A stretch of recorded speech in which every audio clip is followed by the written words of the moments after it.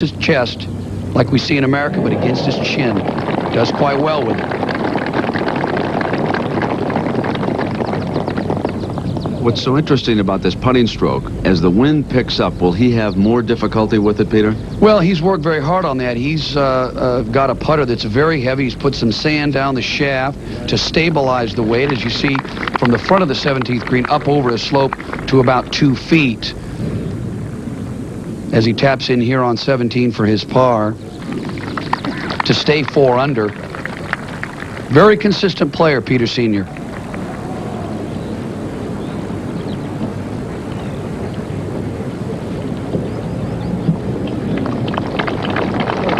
So a fine 66.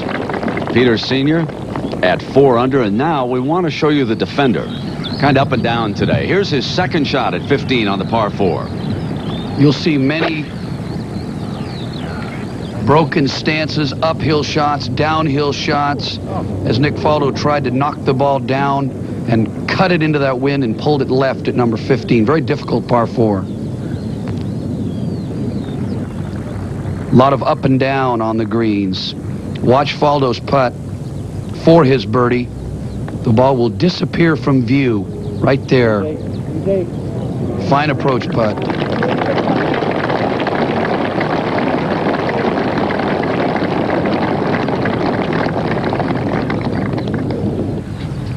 Got his par there. Now this is for birdie at 16.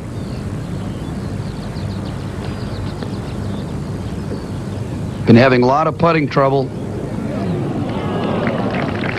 Talks about it a lot. I think it's a little bit in his head right now. He's been working very hard with David Ledbetter, Mitchell Spearman.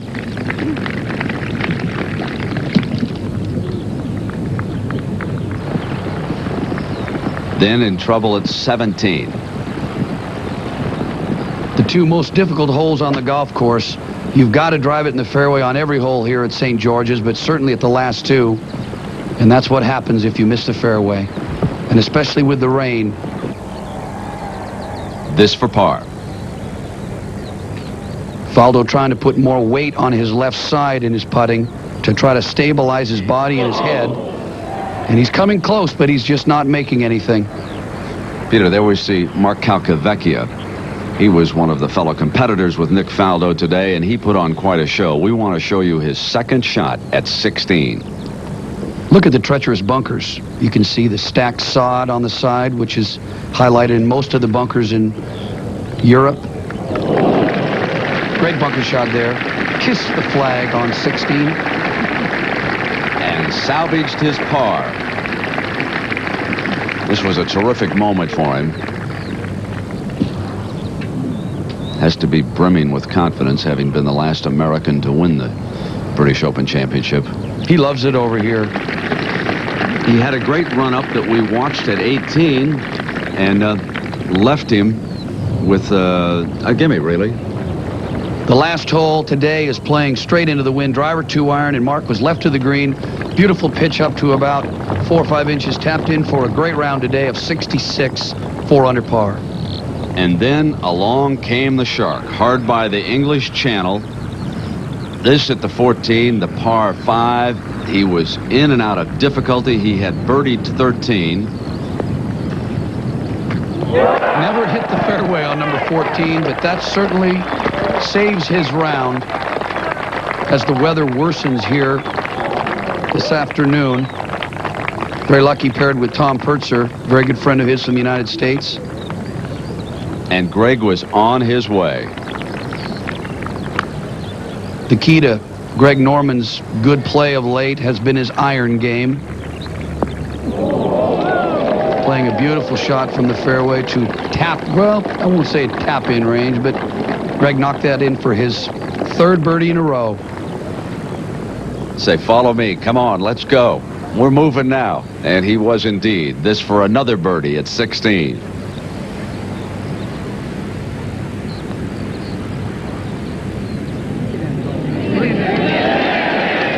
When Greg Norman gets on a roll like this, he's very dangerous. 4 birdies in a row. Second shot at 17. From an uphill lie, watch his balance. He hits a beautiful shot, but he was on such a severe upslope. His weight ended up on his right foot, but no matter. Another beautiful shot.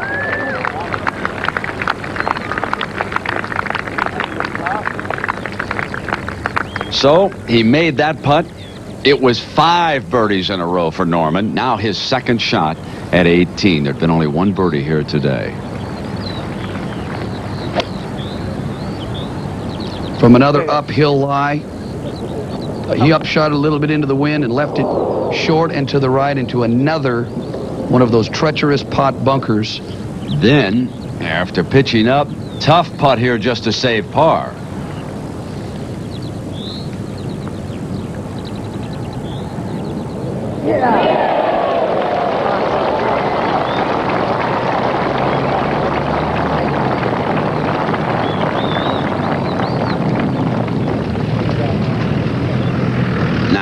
Clark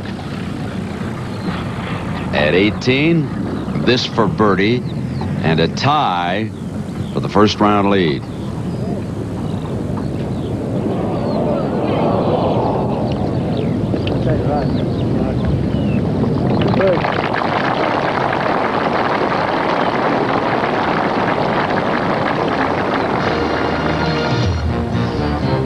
Here's how we stand right now.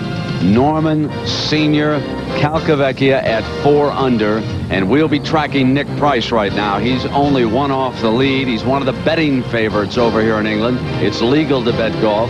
Larry Mize, Mark McNulty, and Howard Clark.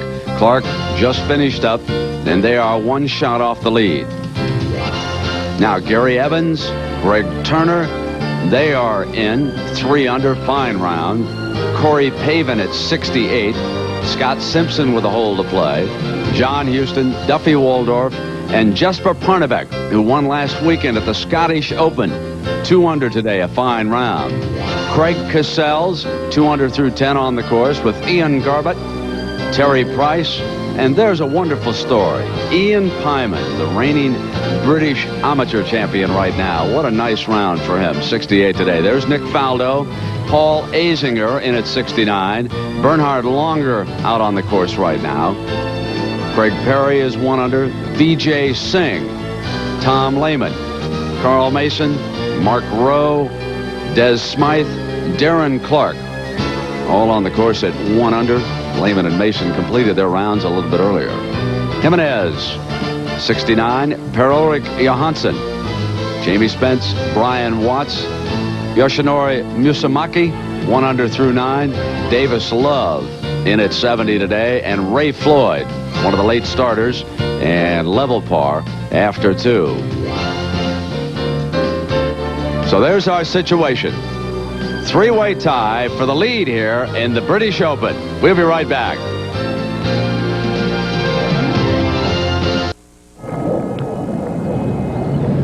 Peter Jacobson told you about the difficulties of the 17th, par 4. Nick Price, 1 off the lead.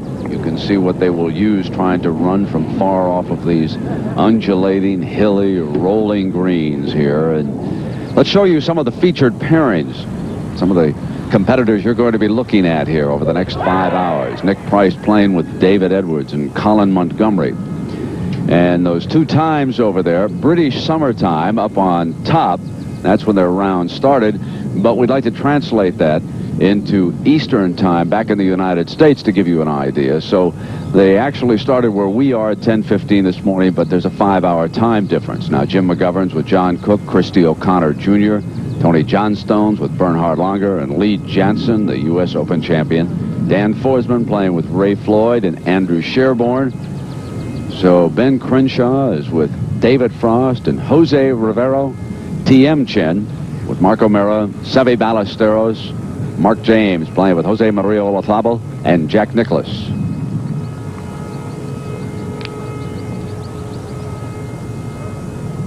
What a great victory by Jack Nicklaus last week at Cherry Hills in the United States Senior Open.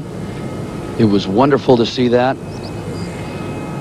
Now our other commentators here today on course, we'll be hearing from Bob Rosberg, Mark Rolfing, Jerry Pate, who along with Peter Jacobson was out yesterday, played Royal St. George's, and I must say that both of them looked like competitors. They'd both be on the leaderboard. Now, let's go to Lee Jansen. This is for a birdie on the 4th.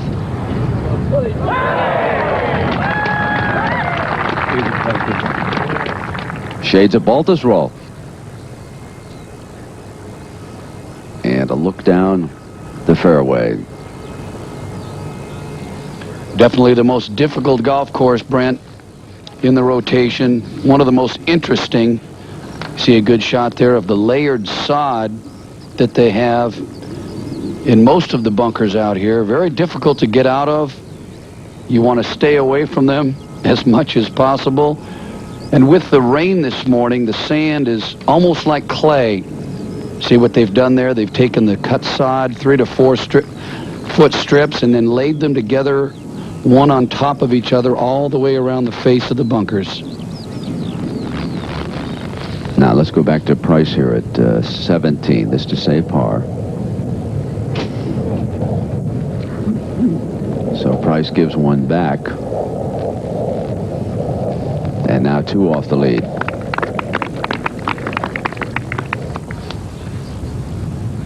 Now that's not Nick Price.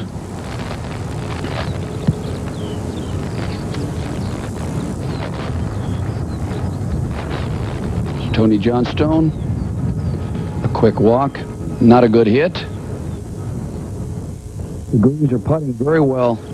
They're softer, which makes putting very easy. We've watched a lot of putts go in. There you see the story, Greg Norman, Peter Sr., and Mark Calcavecchia. They played early. It's always nice to get out early in a major championship, especially over here at the Open. You don't want to sit in your room until 3 or 4 in the afternoon and watch the BBC and see everybody out there struggling in the rough, battling the winds. Vijay Singh, 1 under through 7. I think going to be a great player. Well, here's Sandy Lyle. He won here back in 85 it was. 3rd shot at 18. Remember the 5 he took on the final day? How good is that? From that position there, he would not have been able to do that without the rain. Now a look across the English Channel. There in the background. Look down the fairway. You get some idea of the undulations and the hilly terrain. So unlike the golf courses, Peter, that you play. That's a shot of the 4th hole. Here we are looking back down on the 18th. Over to the tenant village.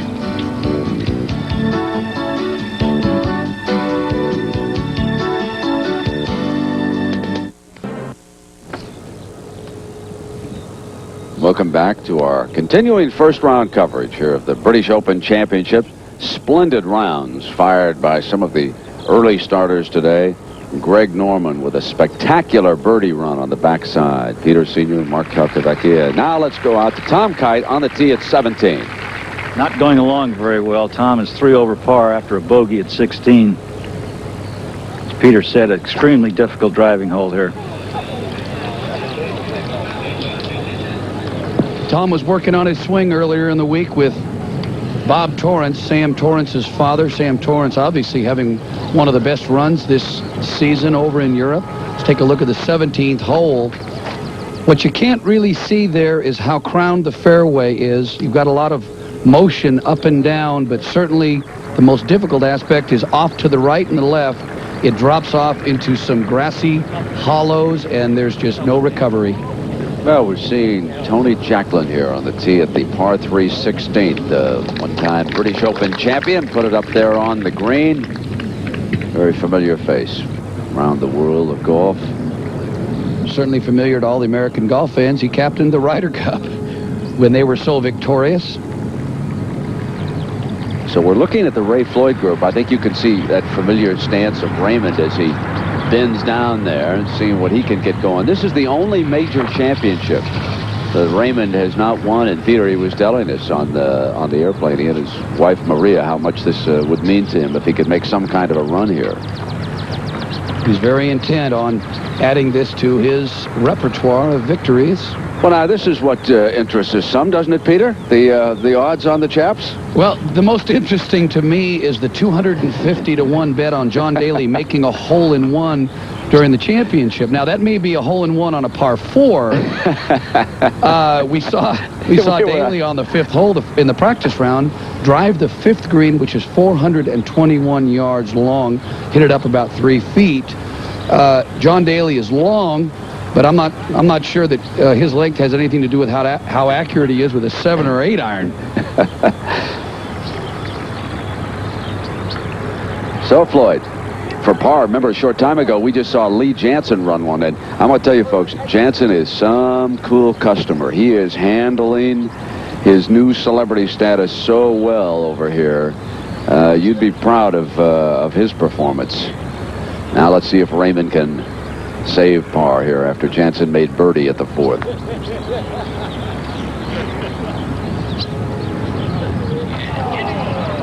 Well, that's what we saw Raymond do all week last week at Cherry Hills at the Senior Open. A little bit frustrated with his putting. Now Lyle at 18. We left him. Remember, he needed this to save par. And he did. Great favorite here. Severino underway and his round today. Oh, that'll... Come on, Sevy. We need that smile, Peter, that you said. Well, unfortunately, we were in the exposition tent earlier. We saw a picture of Sevy smiling. That's probably the first and last time we've seen him smile all week. Let's go to 18, and Nick Price is second. Nick hit a big drive here, but is playing it into the wind with a 2-iron from 205. Wind left to right. I saw Jerry Pate take a 2-iron yesterday morning to 6 feet. The wind is now really picking up. The wind always picks up once the rain stops. And I would say it's 15 to 20 miles an hour. Lost that one out just to the right of the flagstick. The ball is over the green on the right, Jerry. Good shot. You can see the uneven lies that you get over here. The golf courses here are not as manicured as they are in the States. Not as important over here, and I certainly agree. It teaches you how to pitch and run the shots to the hole, which is so important in golf over here. Oh, there's the maiden. And look, how would you like to wage battle with this, Mr. Jacobson? Now, I don't know what you do from there. What do you do? Do you go into the clubhouse and buy a mulligan? Are they selling them? This is a very difficult position. From Mike Harwood, we hear, has driven it there. This is the bunkers that you drive over on the 4th hole.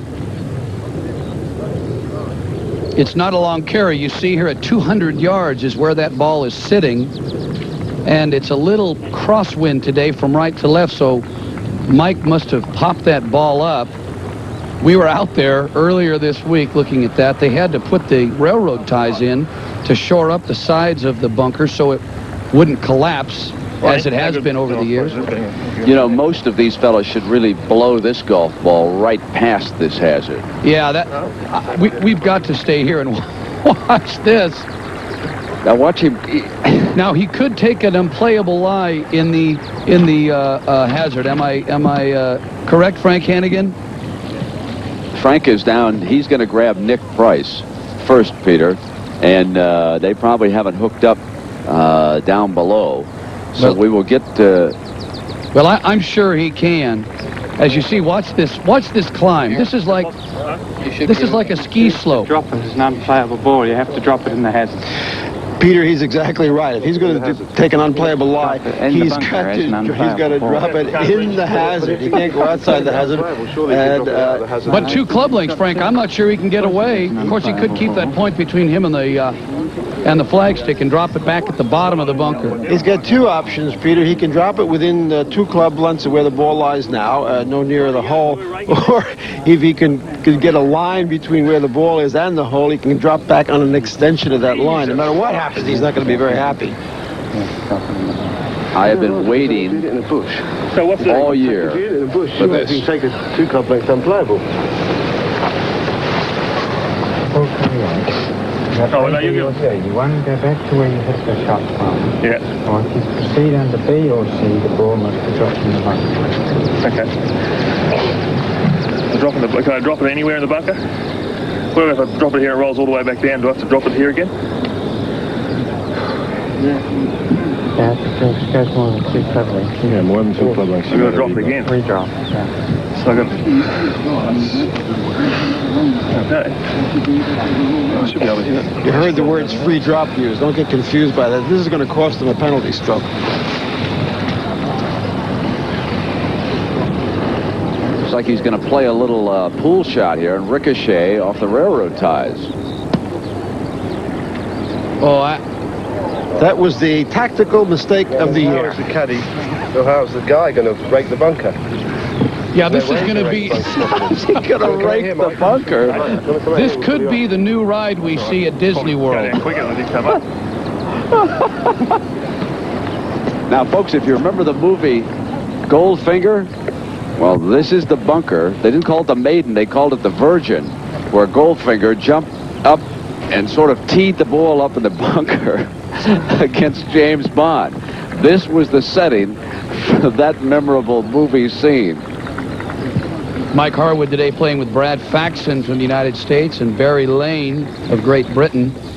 Now, the only thing Harwood can do here is take a sand wedge and play away from the green. He's still about 250 yards from the hole.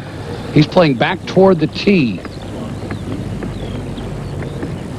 Yeah, now he's going away. I want to tell you, he's going right away from the green. He's going backwards here. Now, he has to hit a good shot just to get to the fairway. Oh, my gosh. Well, he's not up against the boards.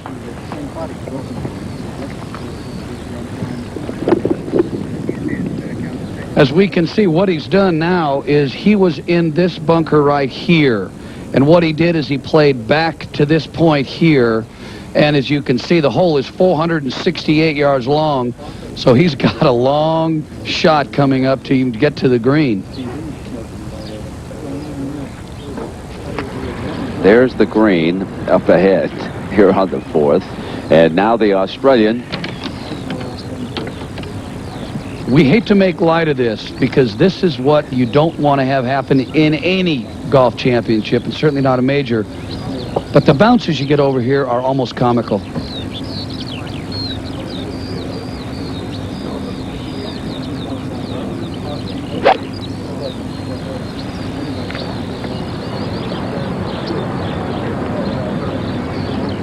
That shot probably hit about 200 yards, leaving him, as you can see, as we pull back from behind the green of some 80 to 90 yards. No, he'll be fortunate to get a 6, won't he, Peter? Yes. Michael Harwood is quickly becoming one of the top players in world golf. He didn't say anything like that in Sydney, Australia. Now we move up to take a look at Fred Couples. This is for a birdie.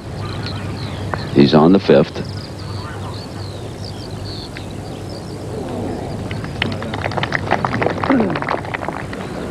Back at 17, Kite with a long birdie attempt.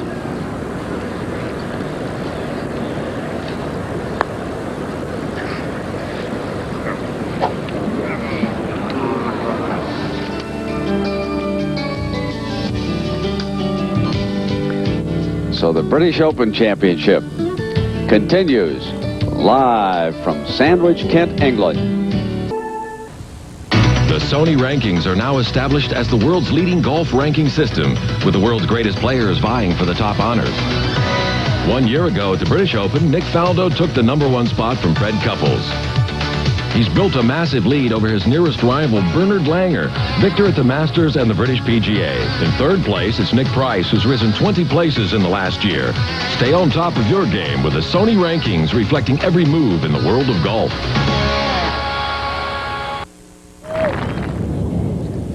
Now Nick Price at 18.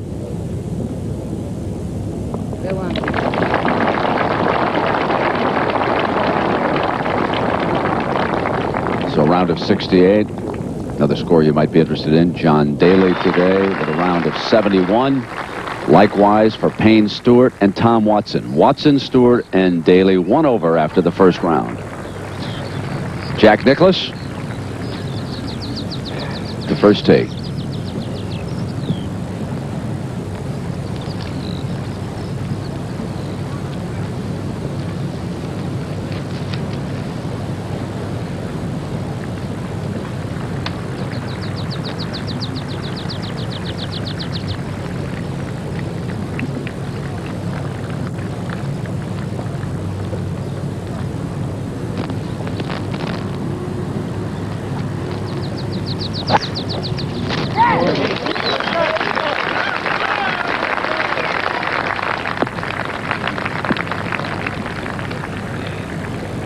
I love to watch the ball bounce around here. Unless you've got it down the middle of the fairway, that ball can go anywhere. Now, Lee Jansen, 6T. This is a par 3. You can see the flagstick on up ahead.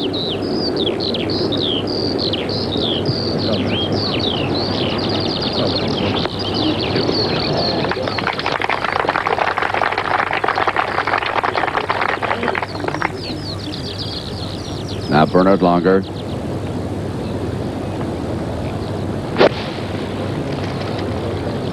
Langer still struggling with the sore neck that plagued him at the U.S. Open last month. Didn't hurt him there.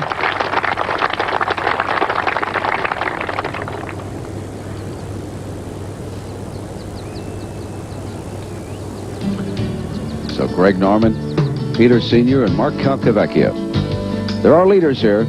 Only the first round.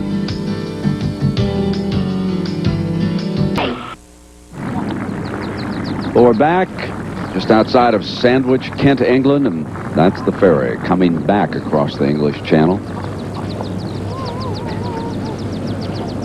Sea shapes the scene around here. Sand dunes that they carved this course out of. And you can just imagine what it's like when that wind really begins to gust and pick up. Peter, we played a wonderful golf course right alongside this morning. The great thing about St. George's is it is surrounded by 2 beautiful golf courses, Prince's Golf Club and Royal Cinque Ports, which we played yesterday and today. Let's see if Harwood can get his 6 after all that difficulty.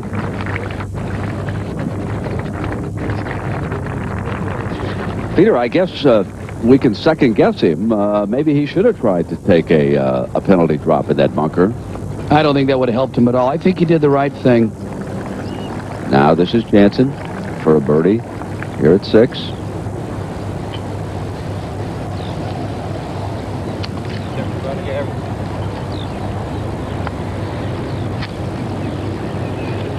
Sit down.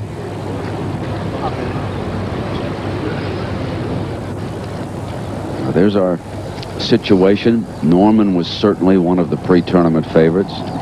Calcavecchia, who has won a British Open title, and Nick Price, 2 under for the day at 68. Could have been a little bit better than that. So let's go down and find out how he's feeling. Here's Frank Hannigan. Feeling very well. Nick Price playing under the pressure of going off his second favorite to Nick Faldo. Did very well.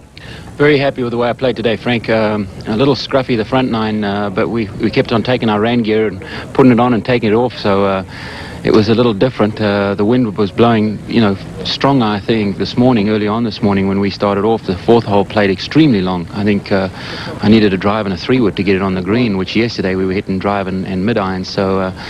but I'm really happy with the way I played the back 9. I hit the ball well. I drove the ball in the fairway, and my putting's still good, which is key for me. Nick, people don't remember when you were a young man, came out of Zimbabwe, you came over here and played regularly. Were you comfortable in this cold weather?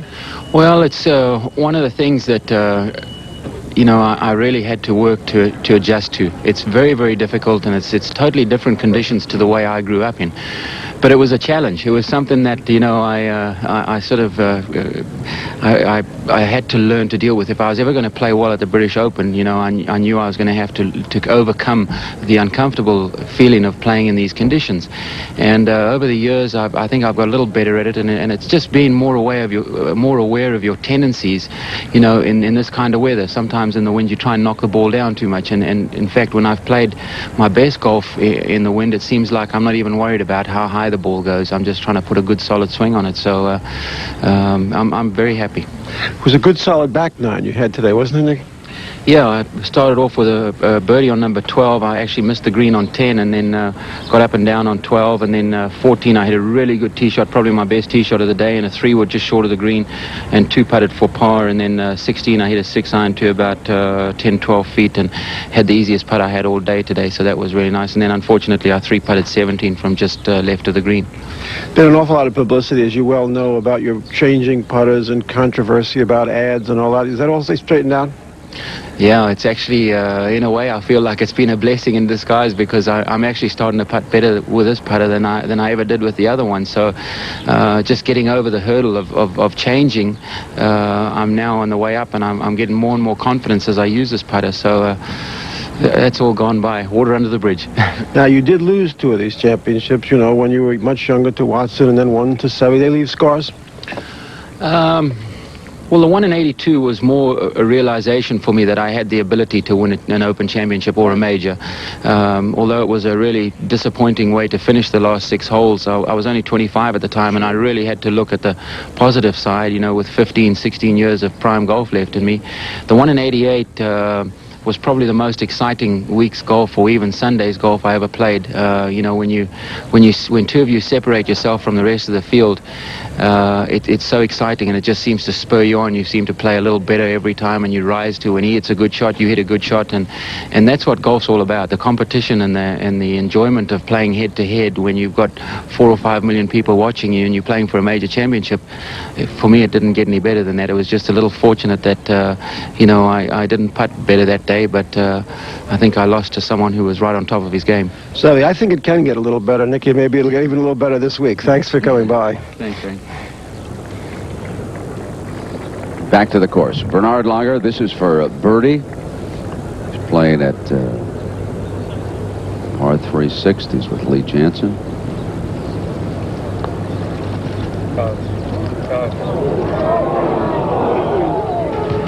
So Langer stays at 1 under, along with Janzen. They're through the 6th hole, and we'll be right back. You can see in the background a great crowd which is following Jack Nicklaus. This is 3rd at the par 4 first hole.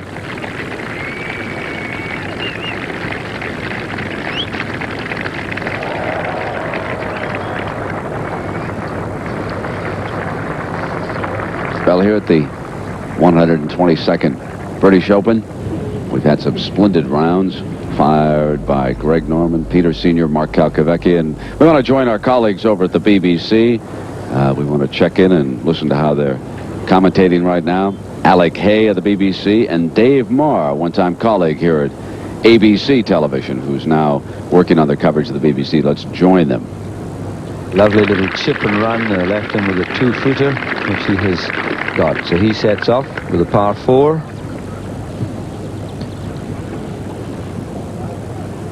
And there you see the huge galleries, and looking out over the tented village, the car parks, thousands of cars pouring in, and very well organized it all is. Now Mark James, he also is here in 3 and in 4. So 1 birdie, 2 pars from this well-known group.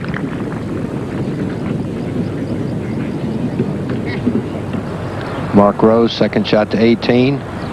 Again, like so many, trapped by that uphill lie that he's got, and he does not like that one. Oh, usually you do pull it. I think he's lobbed that over the fence there. If you look down this fairway, it really plays a lot more narrow than it is, and it's full of little humps and bumps, and but higher in the middle. The left side is the desired place to be, where it gives you your most level lie to shoot into this green.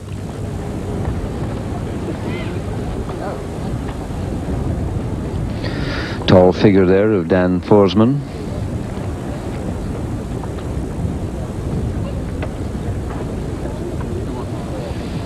Dan Forsman, who played so well. Those of you who watched the United States Masters, he was right in it at the end. Just had a bit of a disaster in the water. Raymond Floyd is also putting for a birdie as we go through alphabetical list of scores for your interest. Beautiful putt from Forsman. He's a wonderful putter.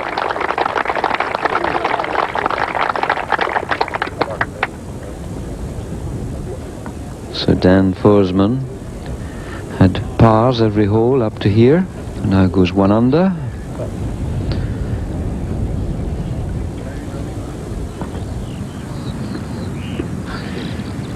Second shot, Ballesteros at the third. Oh, that's a beautifully played shot from where he was. Hits the hole hard, so he got a little bit of a break there. He may escape here with a par.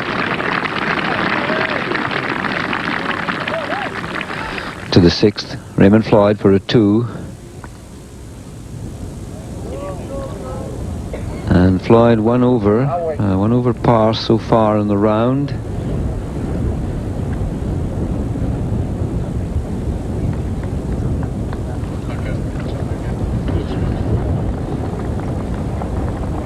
And there's a not quite such a tall figure as Dan Forsman, but tall enough, Andrew Sherborne.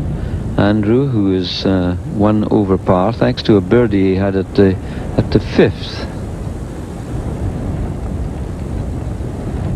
Not a great deal of break at this point of the green once he gets up over the slope. And he allowed just a bit from the right.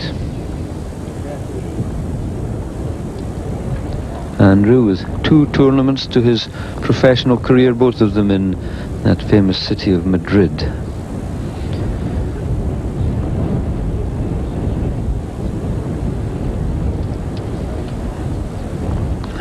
Raymond Floyd, great competitor who of course plays on both the seniors tour in the United States and the normal tour. He has to agree that there's a little spike mark, no sorry, not a spike mark, a pitch mark, a spike mark he can't touch at all. And they do like to confirm before they start prodding about with pitchforks.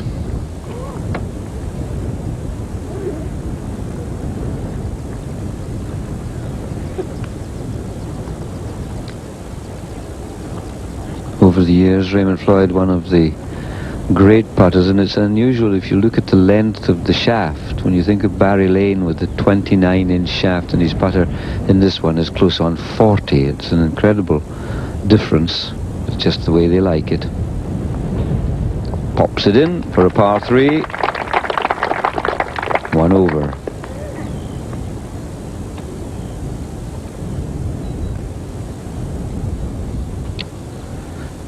Dan Forsman for his 3. You get so used to seeing them in those straw hats. He's gone to a peak cap. Looks quite different. A sun visor. Good 3. Forsman parred every hole so far.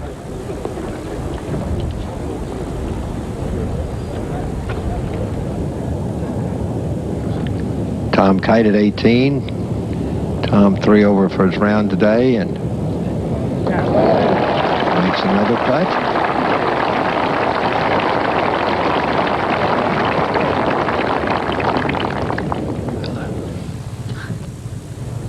Now Seve, whose pitch over that bank hit the flag, slowed up. This is at the 3rd hole. This is for a 3. And a nice escape. He got away with a miss. He got away with a par at the 1st, and he's got away with another one here at the 3rd. Struggling with his game, working hard, and it all looks quite disappointing on the practice ground.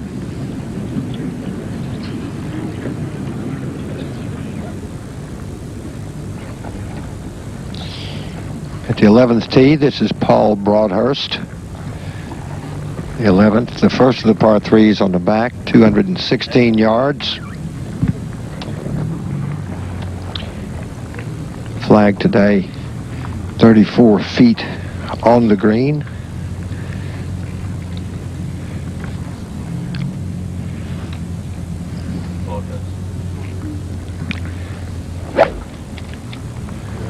Good swing there.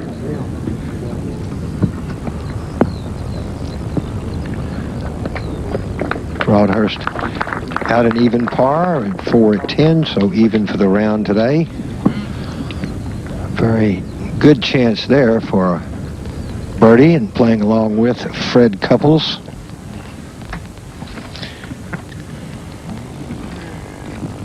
Couples 1 over out in 36 with a par at 10.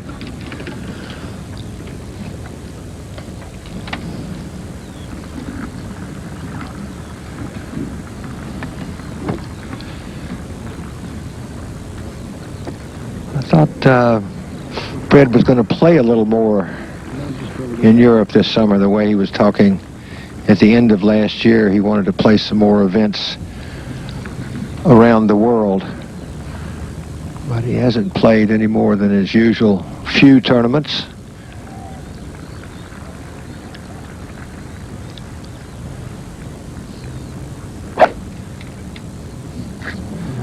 No good. That's right.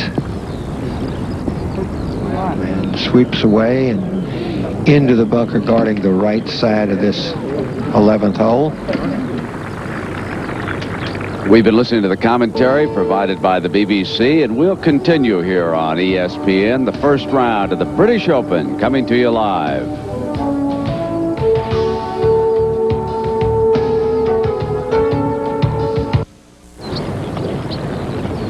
Back live. Doesn't look like the British Open. Gray skies overhead. Right now we want to rejoin our colleagues over at the BBC for their commentary.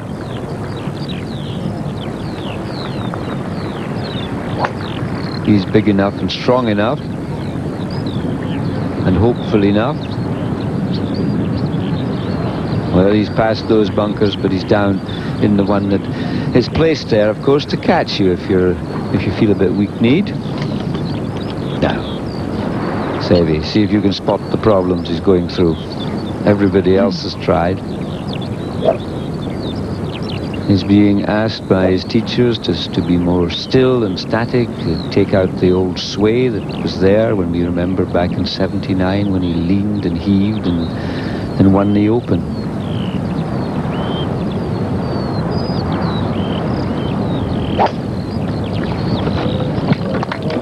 Well, they're all applauding. And that's the perfect spot. That's the perfect spot over on the right half of the fairway.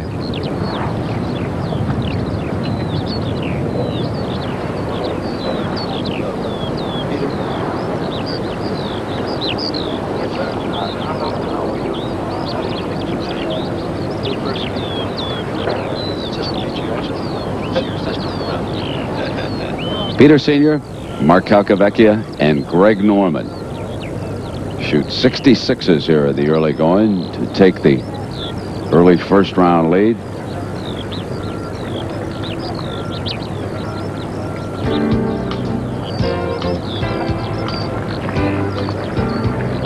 And you can run down the scoreboard. Peter Jacobsen, what's your feeling here so far? Well, as I've said many times, nerves play a big part in major championships, and certainly you've got to deal with your emotions and also with the golf course. The Americans, I'm impressed by how well they've gotten off. A lot of good scores. Tom Lehman, Andrew McGee, Chip Beck, Lee Jansen, Per Ulrich Johansson, who played his college golf in the States. Even par for Davis Love today. It's a good score. Always in major championships, or any golf tournament for that fact, you see a lot of low scores early, but everybody seems to come back to par. T.M. Chen, remember the double chip by his brother T.C. Chen at Oakland Hills? back in the Open Championship a few years ago.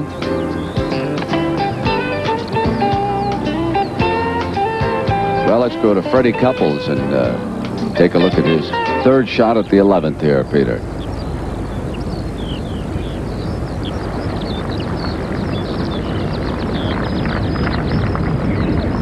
Very difficult par 3. All right, let's go down to Frank Hannigan with Tom Kite. Frank? With Tom Kite, who opened with a 72. How was it? Well, actually, the golf course played fairly reasonable. The rain has softened it up quite a bit, and the bear that everybody was predicting out here has not surfaced. I didn't play well. I got off to a very slow start and shot 3 over on the front 9. But, you know, there are some very good scores out there, and the golf course is probably as easy as we'll ever see it. Won't get any easier for this afternoon, do you think? Well, I don't know what the weather's going to do here, but certainly right now it's very, very pleasant out there. The wind's a factor, but it's not incredibly difficult, and no rain, so it's nice playing right now. Now, you came pretty close to winning the British Open on this golf course in 1985. Right. Same golf course? Yeah, they haven't really changed it at all. You know, they've changed the rough lines in a few places and done a few things like that. But you know, in '85, the golf course played very, very difficult. It was windy the whole week, and it changed directions every day, and it was really a battle. And so far, we haven't seen that. How you feeling? You missed a lot of golf this spring when you were out with a back problem. You okay? I'm feeling fine. I still haven't got my game back to the form that it was early in the year, Frank. You know, the first of the year, the game was so easy. It was just like walking into a candy store and being able to walk out with your hands full. And yeah, you shot nothing at the Bob Hope tournament. That's right. And since I had the flare up with the back problems and the spasms, I've played an occasional good tournament, but I haven't really been on the hitting all cylinders the way I was early in the year. And hopefully we'll get it back here pretty soon. You like playing this kind of golf, or would you rather the British Open be played in Austin? Well, they won't move it to Austin, that's for sure, but I enjoy it. I would not want a steady diet of this stuff. It's way too unpredictable, but you know, as a change of pace and to come over here and just kind of have some fun with it, it really is a neat deal. Okay, you're not out of it at 72. You shot some 65s. Yeah, there are lots of golf left, and gosh, with the weather conditions, who knows what's going to happen. You just kind of have to hang in there, and 72 is not a great score, but it's, like you said, not out of it. Thank you, Tommy. Thank you, Ben. Back up to Mr. Musburger. All right, Frank. And Fred Couples at 1 over par at the 11th.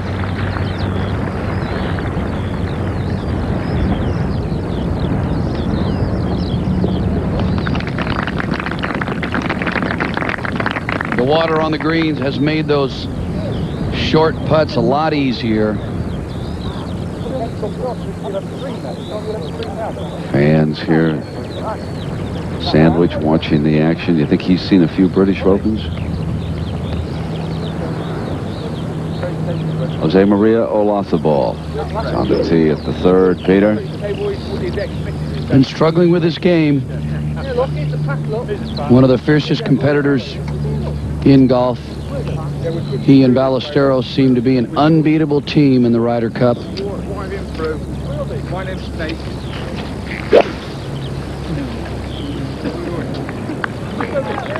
This is such a hard par 3. The wind is blowing from right to left over your... You're trying to carry the ball over all the trouble in front and run the thing up. Just before that, it was Nicklaus.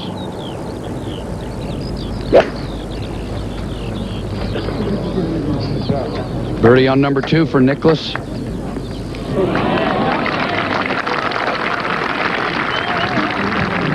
Oh, we do have another score to report. Peter Jacobson was touting Jim McGovern as a long shot around some of the British pubs, and McGovern, I see, is 3 over through 9, but it's early, isn't it? And we're going to continue with our live first-round coverage of the British Open.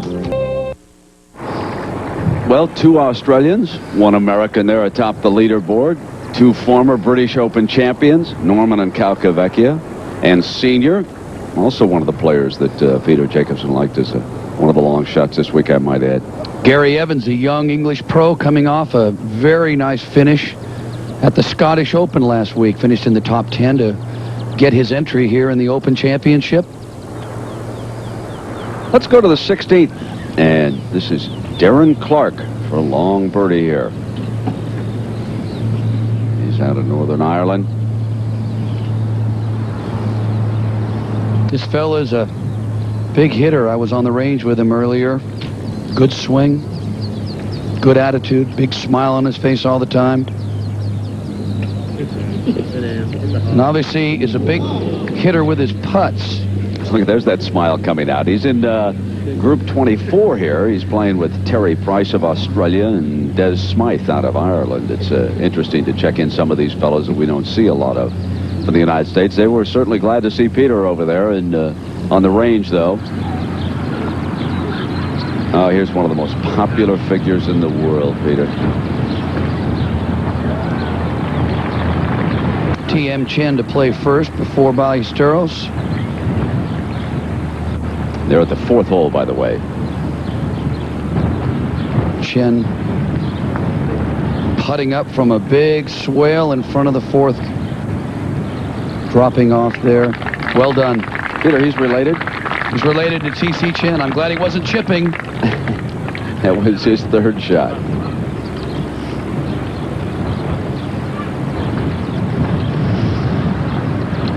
Seve's 3rd also. You can see there on his slacks the wind is starting to stiffen a little bit, and that's one of the reasons why Peter told you that it was going to be important now for those early finishers. Conditions were a little calmer earlier today for him, and this course can really turn fierce when that wind stiffens, as it is right now. Ballesteros with some 80 feet here.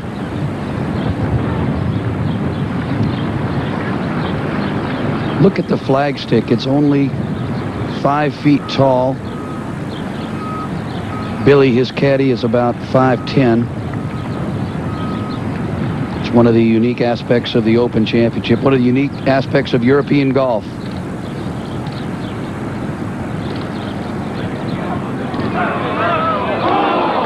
Now let's see if we get a smile from Seve. I doubt it.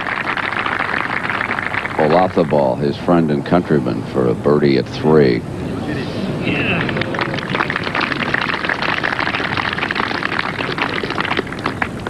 He, of course, is in the... Now, this is for bogey, so Jose Maria loses one. He is in that game with Jack Nicklaus.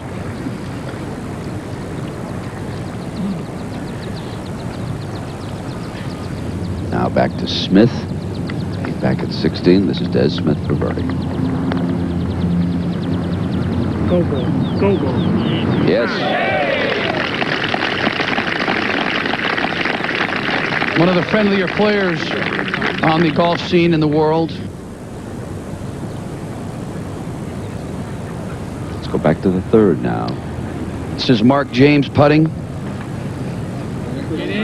Always tough in Ryder Cup competition. We saw him at Kiowa Island play so well a couple of years ago. Couple's in trouble at 12. This is his 2nd, Peter. Well, this is where you don't want to be.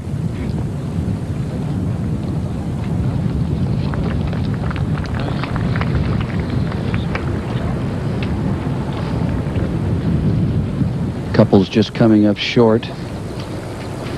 Let's take a look at the 12th hole. As you can see, you've got a cross bunker some 200 yards out. It doglegs from left to right. And like most of the holes here at St. George's, it's a blind tee shot. When you hit your shot over that cross bunker, the ball disappears. Now for a birdie at 3.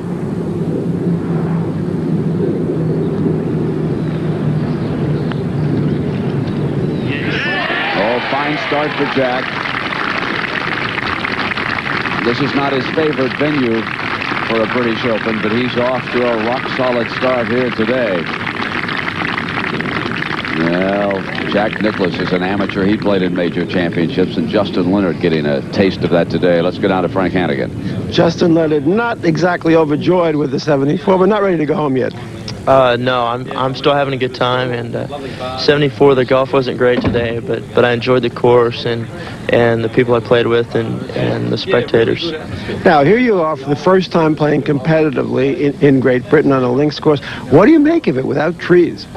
It's a little different, but you know, we get a lot of wind where I grew up, and so that doesn't bother me, but you know, the golf course is very different. It kind of just comes down to where the ball lands, and you can get some funny bounces, but you can also get lucky.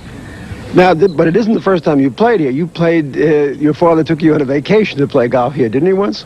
Yes, we came over and went to Scotland and played St. Andrews and Glen Eagles, and then I think we came back to London for a couple days, and so I've been over here before. Now, you've made the cut 4 out of the last 5 times. You're not out of it, kid. Come on, tomorrow. No, I just I hit the ball pretty well today. I had a little trouble putting, and so hopefully I'll play a little better tomorrow and get a couple good breaks, and then enjoy the weekend. We hope you will. Thanks, Justin, for coming by. Brent? Jack Nicklaus, now 2 under par after 3 holes, cleaning off his spikes, and Gary Nicklaus, his son, caring for him here. He came down after playing in the Scottish Open. He is Dad's caddy here this weekend, and what a splendid start this is for Jack here at the British Open. Out on the course, Peter, we get word that Andrew McGee, who played very well at Muirfield, is 2 under through the front 9 right now. So, and there is the bunker that Harwood hit, and really not a difficult tee shot. These fellas really have to hit a bad shot to find that bunker. I guess in the era of the old dead golf ball, they had a lot more action in that bunker than they'll have here this week.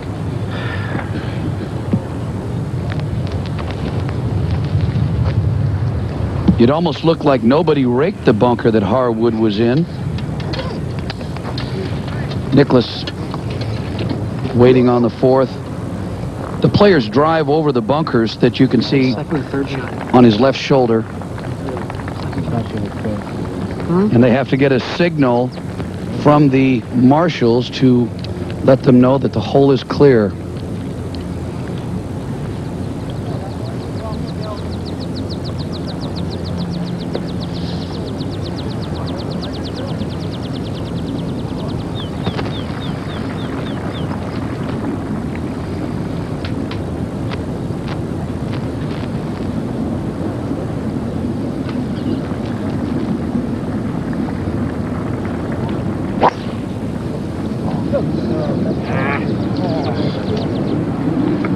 Very intimidating tee shot when you take it too far left.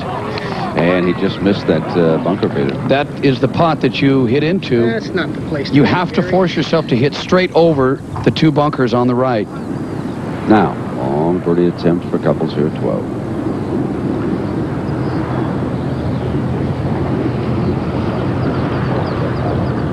12 number of birdies on number 12. One of the easier holes on the backside. Let's go back to James.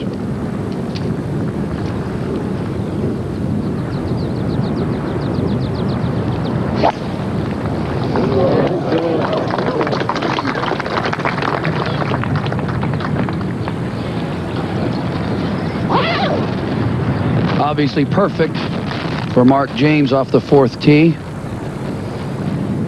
Now, Dez Smyth on the tee at 17.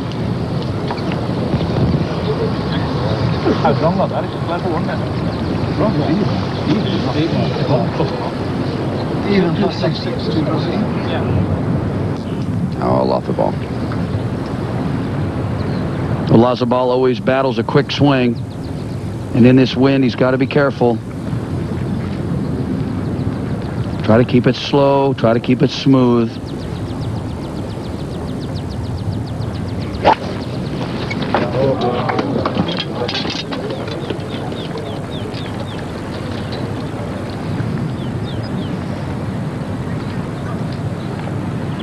Right side. Good game going on right now involving Langer and Jansen, the Masters champion and the U.S. Open champion. Both stand at 2 under coming to the 9th. Look at the situation early here. First round of the British Open. The afternoon starters, of course, still out on the course. Jack Nicklaus birdied 2 of the first 3 holes. Nick Price, one of the favorites, and at 68, Andrew McGee still out, playing very well. Vijay Singh playing well. He's in that group with Freddie Couples, incidentally. Longer and Jansen also at 2 under par. And as they come more into view on the back 9, we'll be able to follow their progress a lot more. We've got Mark Rolfing and Jerry Pate and Bob Rosberg out on the back, and we'll be picking up Langer and Johnson. John Stone is in that team game with Jansen.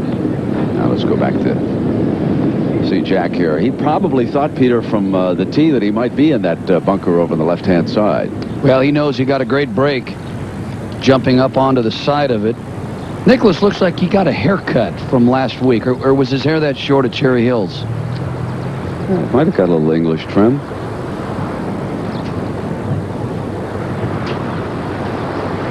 What a great view we see here above the 4th. The 4th green slopes dramatically from left to right, so all of the approach shots on number 4 must be kept to the left side. Let's go to the 13th tee and Couples. 13, a par 4, 432 yards, but not playing nearly that long today. The hole is straight downwind, right at Freddie's back.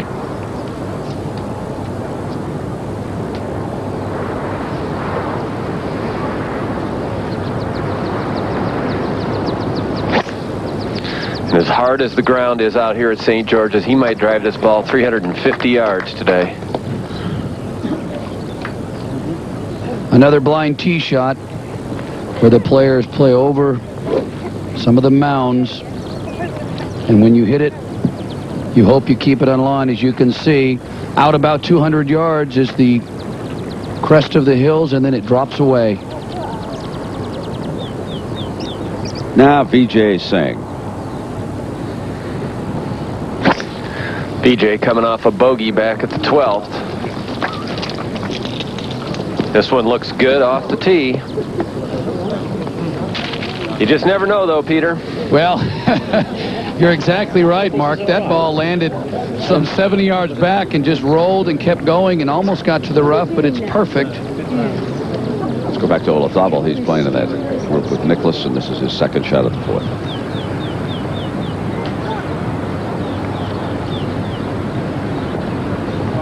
Looks like he's widened his stance a little bit, maybe in preparation for some big wins here.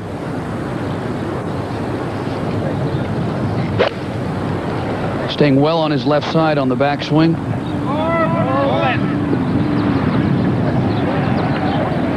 You'll see a lot of activity on the left side of number 4. You see there a large nose that extends from the left side of the green all the way down to the flagstick. The wind is right to left as the golfers are playing it. Now Jack. Got very lucky. Popped up around that pot bunker. As you can see, Jack is going to be trying to play to that brown house, the far left chimney. You see the flag just below there. The wind will help him here.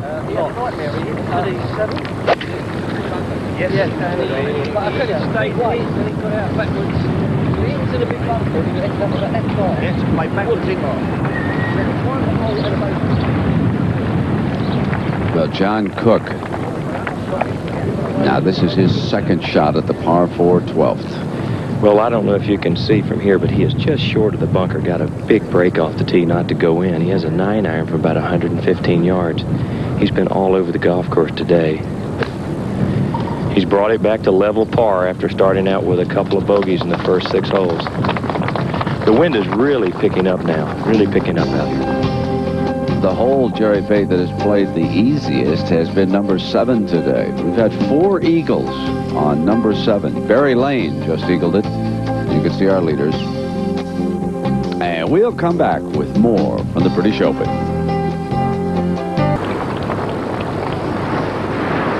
Well, let's go back out to the 12th green. Jerry Pate, who played this course yesterday, is out there in that group that includes John Cook and Jerry, like you said just a short time ago, the wind picking up, isn't it? Very much so, and John really has been all over the golf course, as I was saying earlier, but has putted extremely well. This putt from about 25 feet for a birdie. The thing that's so amazing out here, these greens are extremely true. These old greens has had the sand blown across them for over hundreds of years, and it just really allows the ball to roll smoothly.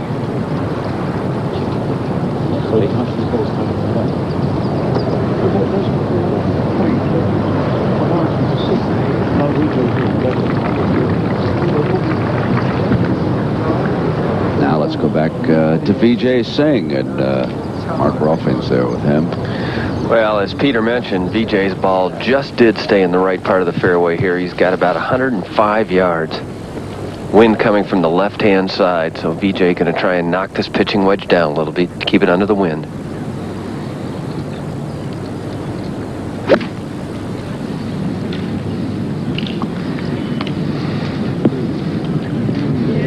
Oh, that's a great shot.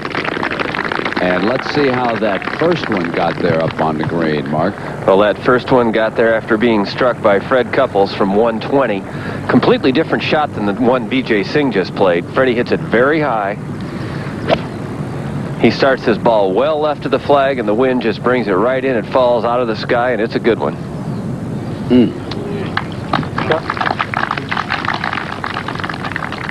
The 13th hole, as we saw earlier, about 200 yards. The hill crests, then drops down. Your line is just to the left of those two pot bunkers there, which you can't see from the tee. So when you hit it, all you can do is hope that it runs to the left and stays in the fairway. Let's go back to Nicklaus, his third shot on the par 4. Brent, you were talking about the old-time golf balls, the dead golf balls, from driving over, as Olazabal is going to play first from the left side of the green. His fourth shot.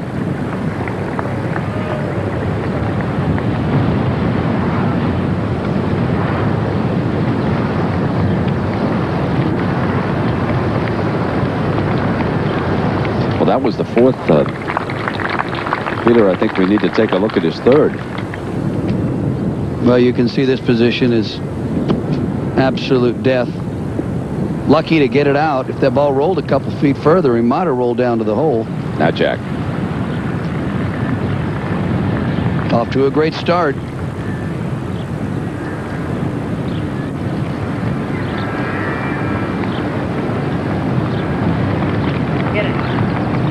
Nicklaus not sure he was going to come play here. Brent needed to win the Senior Open to continue the string of 144 major appearances in a row. Now we go to Bernhard Longer here, Rossi.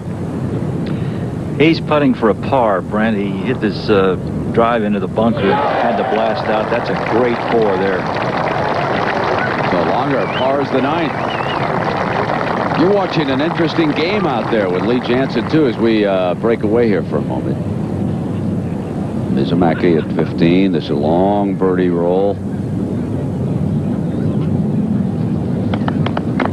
Surprising absence this year, Brent, of the top Japanese players, Ozaki, Masi Kiramoto, and Tommy Nakajima, not here this year. Now Broadhurst. You can see he putted that ball up and over the ridge. Judged it beautifully. He's in that group with Singh and Couples. Now let's go back and see if Jack can save par here at the 4th. Another one of the Japanese stars, Aoki's in the broadcast booth this week. This putt should break from Jack's right to left. You can see the wind picking up, or as broadcasters say, freshening, which I don't know what that means.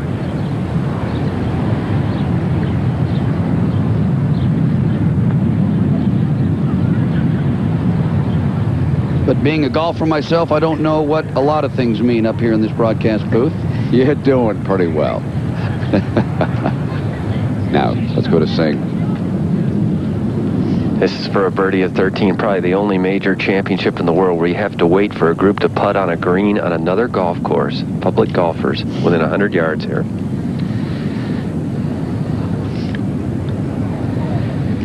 Oh, and BJ gets it. Yeah, that would be Prince's right there where the 13th green meets the 14th tee over there. And the 14th fairway, of course, runs right alongside the Prince's course. It really is great. You've got a group over here on this tee on Prince's course of 4 players carrying their own bags. Gallery of 2,000 or 3,000 watching them play. What'd they do? They didn't even turn around to watch Fred Couples line up his putt. They just hit it and went on. And they are just strolling off down the Prince's. I could just hear him now. Who's that over there? It looks like Fred Couples. That's great. He's putting for birdie. Well, in fact, he is putting for a birdie. Freddie's got about 7 feet here. It was interesting. Freddie was quoted early in the week as saying this is his favorite golf tournament of the year. He did say that if he had to pick any one tournament to win, it would probably be the Masters of the U.S. Open, but the British Open is his favorite tournament to play in. Mark, I thought for a moment we'd rejoin the BBC one day.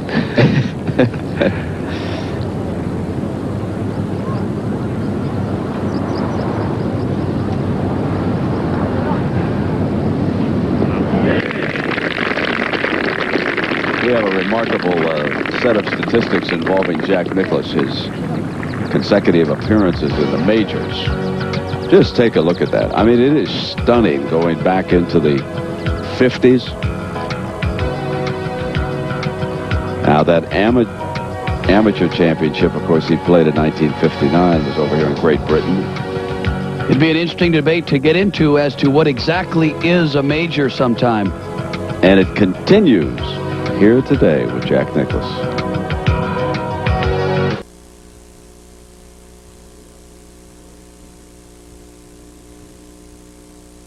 Overcast all day, rained. It was never miserable, really, when the rain was falling down earlier today. Great performance by Greg Norman, birdied 5 consecutive holes. Peter Sr. of Australia. Mark Calcavecchia, the last from the United States to capture the Open, as they refer to it over here. We call it the British Open, but when you come here or you go around the world, it is known simply as the Open. Vijay Singh standing at 2 under. Jesper Parnevik in at 68. This is a par 70. Now we see the finishing hole here, and this for Dez Smyth, his second.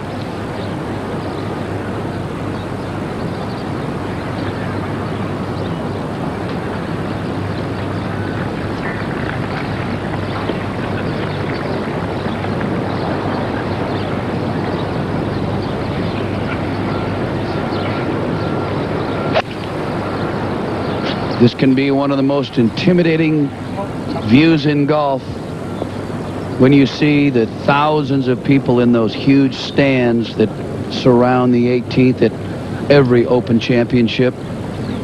Gives you goosebumps just walking down the fairway. As you can see,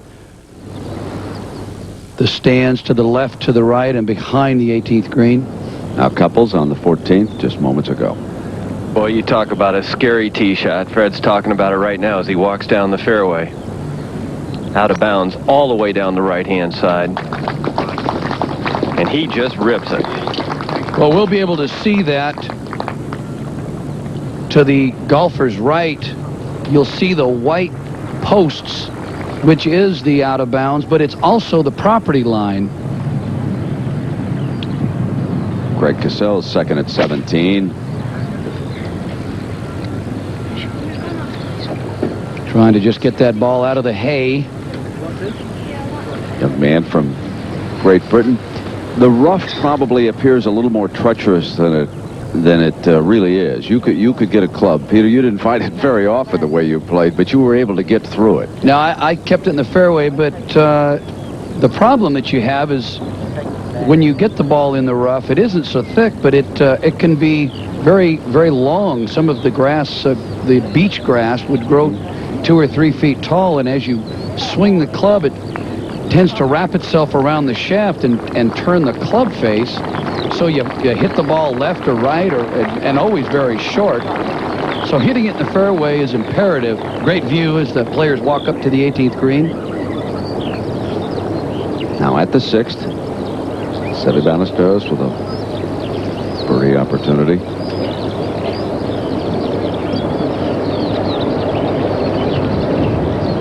One of the most intimidating players in the history of the game. I've had a chance to compete against him many times, and he always keeps you on edge.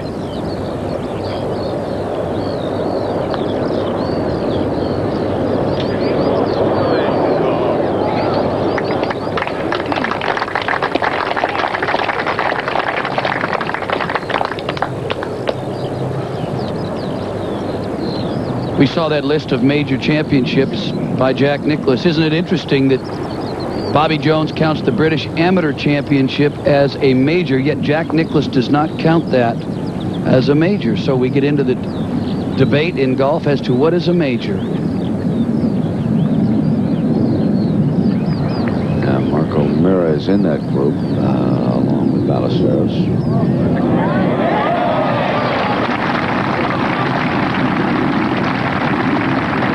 For Mark.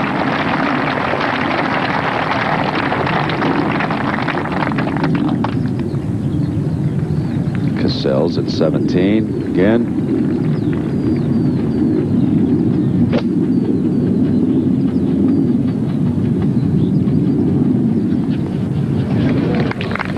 Well struck.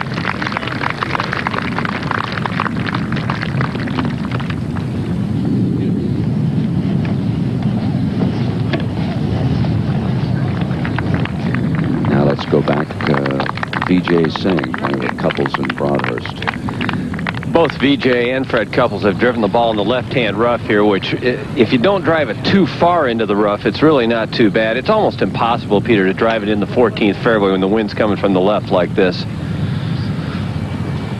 Well, I know that hole well. In the 85 Open Championship, I was standing on that tee 4 or 5 under par and hit it too far left and lost it. Went back to the tee, hit it out of bounds to the right into the Prince's Golf Club, and managed to struggle for a 9. But without a doubt, one of the most intimidating tee shots in major championship golf. VJ's got 250 yards. And he got a 3-wood on that one, but he's hit this ball 150 yards left of the green. Now that, when the fans don't even move, you know that ball's in trouble. Look at that one man scampering there in the background to see if he can track it He's the only other guy here from Fiji. Peter, I think Fred Couples may have a chance to knock this ball on the green. He's got 229. 229 to the front edge, Joe LaCava told him. Pins 11 back, so he's got 240 in all to the flag, but of course Freddie can just blister this 3-wood. He's got a good lie in the rough. He's back to even par for the day now. Couples earlier in the week working on his alignment, trying to make sure he stays to the left of the target. And this one is a rocket, very low. Well done. VJ Singh's on a ball hunt. Norman, Senior, and Calcavecchia very pleased to be in the house at 66.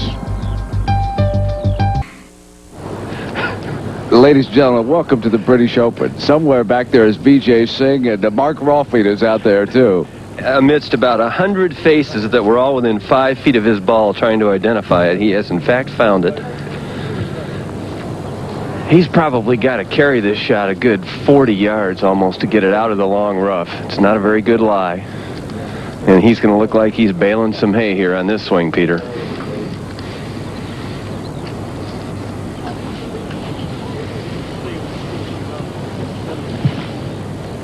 As you see, when you get further and further away from the fairway, it does get impossible. You're probably swinging 3 golf balls will jump out of there.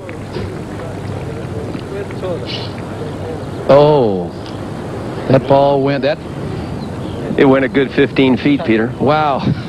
Just think. And that was probably a sand wedge, I would guess. This is where I said earlier, as you swing down, the long grass tends to wrap itself around the shaft, and it literally brings the club to a stop at the ball.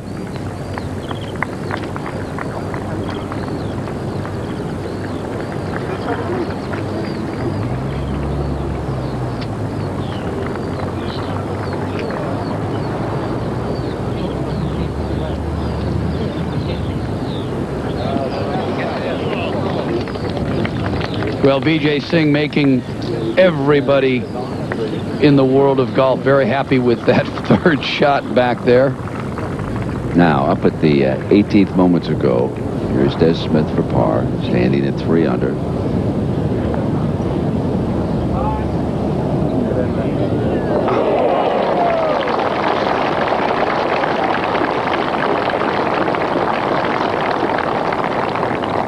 Good start for Dez Smyth today. Anything under par this week will be tremendous. Now let's go back to Fred Couples out there at 14. I'm not sure if Freddie's actually going to play. I think Vijay Singh is still away. He's got to take his ball out of play, though, because after a couple of hacks in that long rough, he's obviously damaged it. I know it's fun for golf fans to watch the pros hack away, make big numbers, but it's very expensive. We can run through the entire field. We get an opportunity alphabetically.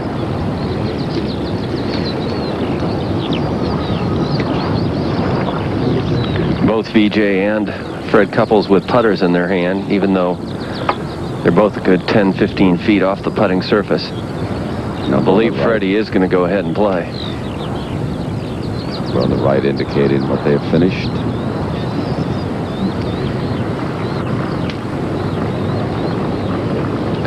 Not easy to judge the speed on this shot. It's up and over the hill and dead into the wind.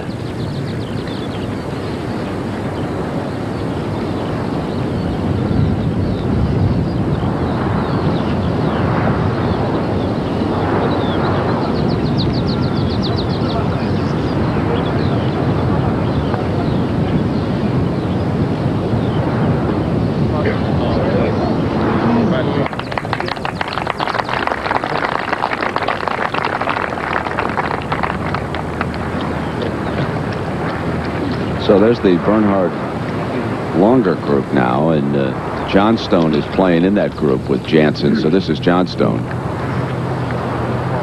Coming off a birdie at 9, hold a long putt at 9. Hold 221 yards today. Wind out of the left. Just a good 3-iron.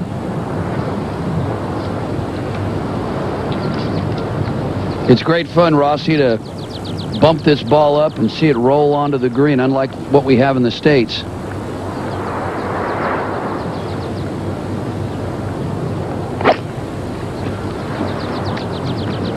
This one's to the right.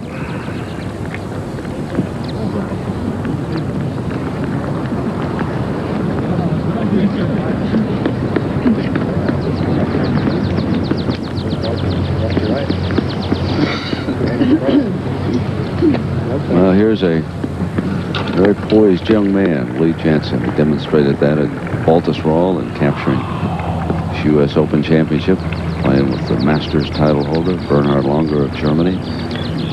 Has played a wonderful round of golf, Brent. He's a couple under par and just missed putts at 9 and 10 of about 12 feet for birdies. One of the few players in the world that plays without a golf glove.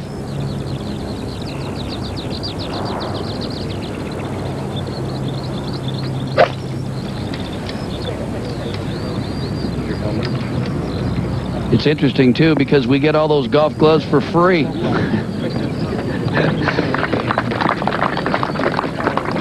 I wonder who the last winner of the U.S. Open was who played without a golf glove. Jansen. Good job, Brent.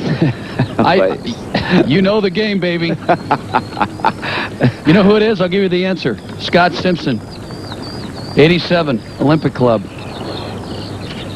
Good one. He's playing well here today, too. He was under par on the front side. Shot 2 under.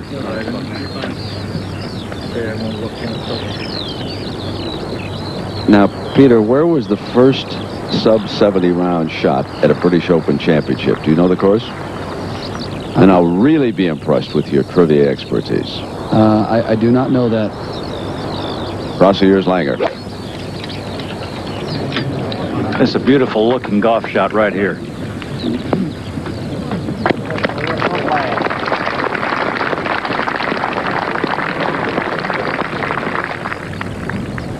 Now let's go back and sing. This is for par. Remember all that trouble.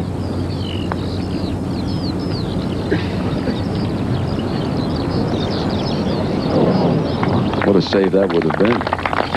Peter, it was Harry Varden right here. First sub-70 round of the British Open Championship.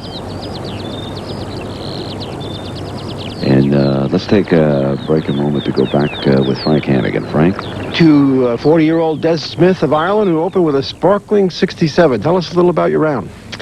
Well, I feel I was a bit fortunate because I hit a number of bad shots, but I recovered well. I opened up with a bogey, and then I chipped into the hole at the third, and that seemed to settle me down. And I played solid golf from there in, missed a few greens, but made up for it with good chips and putts, and then I holed a few putts at the end, which made all the difference.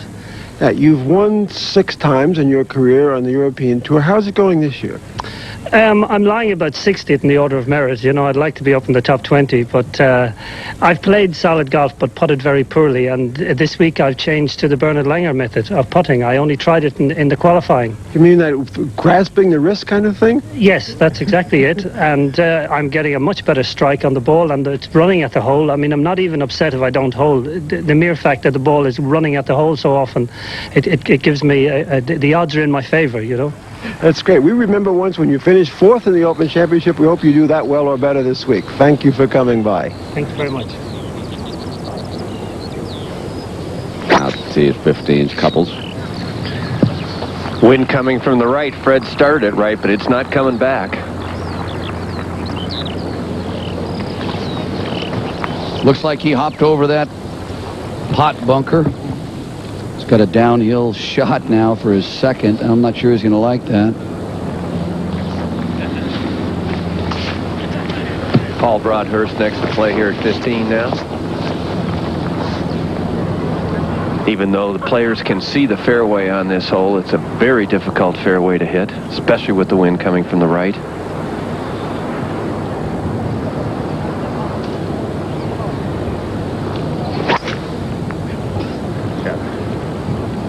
Paul Broadhurst is going to find it, though. I think he's got a great swing. I've had a chance to play a little with Paul. Drives the ball well. Good course management. Now, Vijay Singh, you really do need a bit of good fortune if you're going to miss these fairways out here, Peter, because if you hit it in one of these pot bunkers, it's almost like hitting it into a water hazard. Mark, I think you need a lot of good fortune over here. I mean, bounces are everything over here.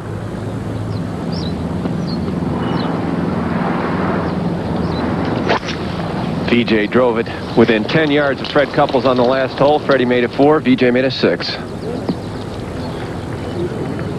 Well, he and Couples look like they are right next door to each other. You know, the architecture has stood the test of time here. Brent was talking about the old golf balls. Well, this golf course was designed many years ago, and in my opinion, the golf ball does go further. Let's go back to Jose Maria Olazabal, who's in the group with Jack Nicklaus, has now reached the par 3. You see the green there, set beneath the sand dunes, some pot bunkers surrounding it. Little punch shot.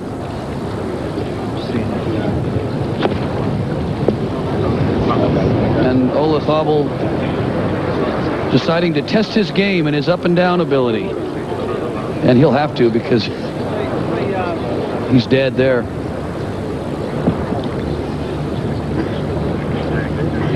Here's Jack. Was 2 under at one time. Bogeys at 4 and 5.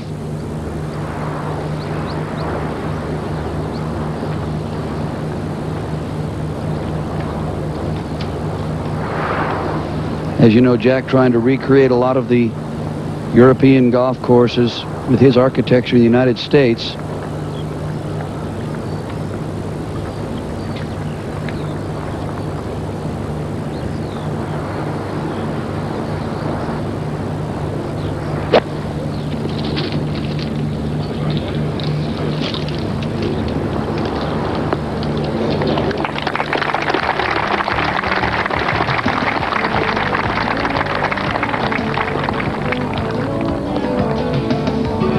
British Open. First round. We'll be right back. Well, let's go out to the 15th. Par 4, Vijay Singh's second shot. Vijay's driven the ball into the right-hand rough here. He's got 174 yards to the flag. The wind is right behind him, maybe just quartering from the right-hand side. But both he and Fred Couples playing from the rough. I don't see any way they can get enough spin on this ball to stop it. They're going to have to land it short of this green. And there's a cross bunker about 20 yards short of the green that would be absolute disaster if you were to put it in there. So, very delicate shot here.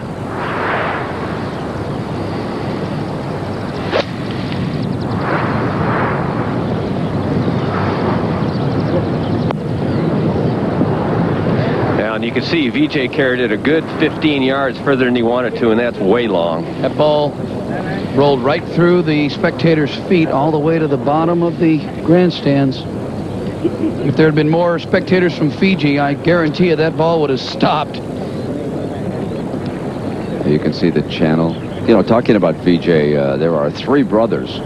Krishna, who now plays on the Asian Tour, and Myra, all three play golf, and they have formed Fiji's team in the Dunhill Cup. So we may see some more golfers from Fiji, some more Singhs playing in the British Open. Now, Couples' second shot. 171 yards, very awkward stance. This ball is headed left and short.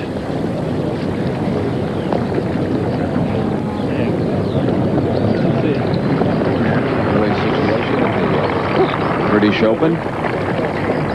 And let's go now to Jack Whitaker. Well, thank you very much, Brent. This was a gray, wet, windy, and misty day as it began. Perfect for an Agatha Christie mystery, a fire in the fireplace in the British Open. This is also here in merry old England, St. Swithin's Day. St. Swithin's Day means this: if it rains today, it will rain for 40 more days. So that means we're going to have rain all through the weekend here. Actually, the rain was a welcome and a blessing here because this golf course was hard as concrete before last night. And I think that's one reason we're seeing some very nice scores here. Greg Norman, of course, the big story with those 5 straight birdies through 13 through 17. He had 5 putts over the last 6 holes, and that's the kind of golf we've been seeing. Lots of great scores here, and I think we're off to one of our more memorable British Opens. It's my pleasure to bring in now our colleague from BBC and a veteran of many British Opens and Ryder Cup matches, Peter Allis. Would you agree with that assessment, Peter? Yes, I think so. The course was a bit fiery, as you say. It hasn't rained here for 6 weeks, would you believe? Well, those of you watching at Wimbledon, there wasn't a drop of rain there.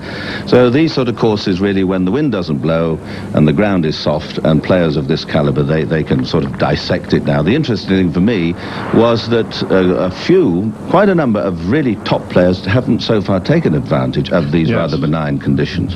We've got a very good-looking leaderboard. I mean, we've got Australians, Americans, South Africans, Englishmen, Irishmen, Scots, you know, the whole lot. So that's what this championship's all about, sort of international flavour. Is there more action in the fairways here at Royal St. George's than other open venues? I would suggest, yes, there are more humps and bumps here. The course is over 100 years old, and, you know, as Peter Jacobson was saying, the course hasn't altered all that much. There are 2 or 3 holes have been changed to accommodate the spectators and also to eliminate blind shots, which are the bugbear of modern players. They like to see where they're going. But basically, it's the same. A lot of the bunkers are in the same position and are the same depth.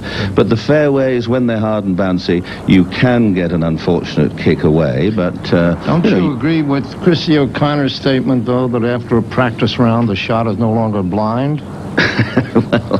Well, I mean, you do know where you're going. Yeah, that's like some of my wise statements, like if you hit the fairway and hit the green and don't three putt, you'll make some dough. You know?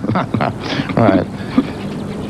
I think we are really off to a great start here, though. Oh, it looks good. Yes, it looks. And the weather forecast, you'll be delighted here, isn't too bad. It might sort of just rain on Sunday afternoon, but it should be all right. We need a bit of wind. If there's no wind, there's no golf. Good to have you here, Peter. Thank you. Vijay Singh, now he, as many of you will know and been following his fortunes on the American circuit, has had a tremendous season, both in the United States and he's been playing well in Europe. BJ with a rather thickish lie behind this 15th green. He is pitching it back into the wind, though. He's going to have to take a pretty good whack at this one. That's a good shot here.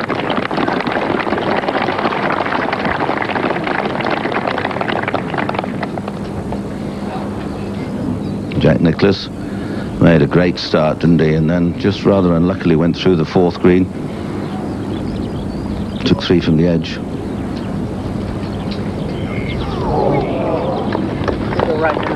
And obviously in good form, Jack coming, riding a victory.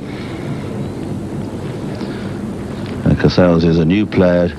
We haven't seen much of him around in this neck of the woods, but there are so many now, and that's the charm of this championship, I think. So many qualifiers coming from all corners of the world, and you never know what's around the corner. Young Pyman, our amateur champion this morning, stepping out. He's only just 20 years of age, and to do a 68 in high company was tremendous playing by him. He's down off the side of the 18th green, almost where Lyle, not quite where Lyle was, but pretty near. Just that Lyle was perhaps a little bit more towards us.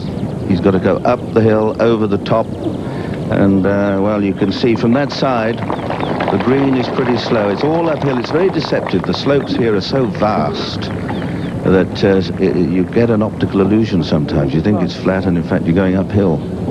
And the greens are slow, which is a pity. It won't please the powers that be and the pundits. They like them to be hard and fast, but you could say the modern game and watering has changed all that, and they're certainly not as fiery as they were many years ago. But the worry now, of course, is that if they dry out and the wind blows, the ball will blow under its own volition.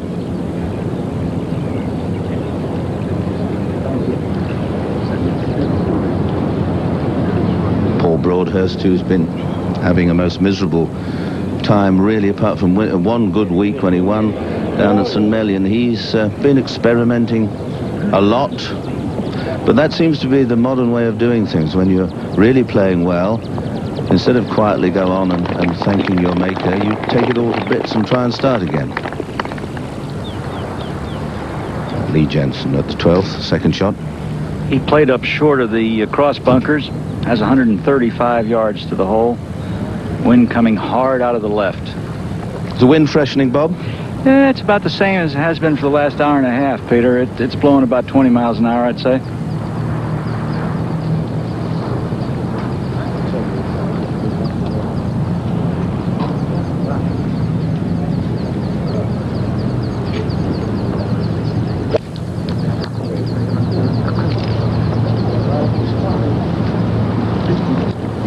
That's very un-seaside-like, ball pitching and spinning back. It isn't really the accepted links-type golf. We'll go to the 11th now, Ray Floyd for a birdie. Level par.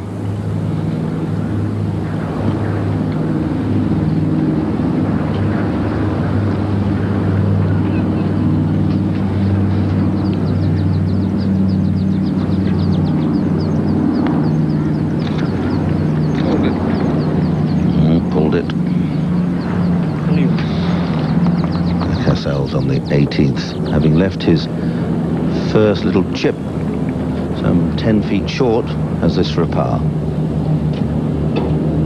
It's for a 67. Oh, well, sometimes those happenings are very expensive. A 5-3 from the edge, but a very good round for the young fella. And you wonder as you look at these young players where the game will take them in, say, 5, 10, 15 or 20 years. Some flatter to deceive. They come and they go. They drift in and they drift out. Fred Couples for a par at the 15th. Just a short one, but an awful good save, though, for Fred after missing the green short and left.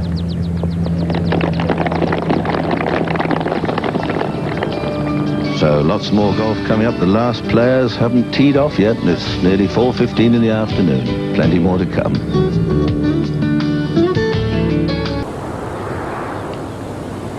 Welcome back, and look at the leaderboard. 3 players at 4 under and a whole host of runners under the par of 70. 70 is a pretty tough figure here, and looking out from our commentary position by the 18th green, the flags are fluttering out, and I fancy before 8 o'clock tonight we may have a good stiff blow sweeping across the links here at Royal St George's. And you see them, they're almost standing straight out.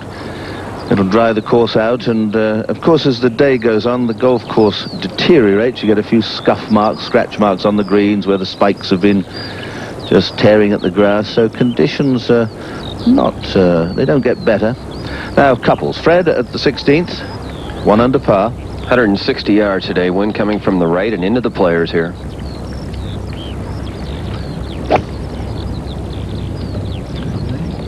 Freddie hit a very high shot here, started just right at the flag. That was on videotape. Now VJ. Live golf. VJ with a 6-iron here, and he's pulled it well left.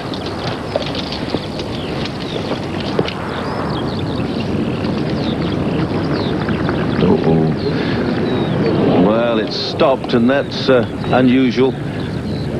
Broadhurst ball has just fallen into the bunker. A lot of the traps here gather the ball in, and when the grass is tight and cut, they roll in rather than roll away.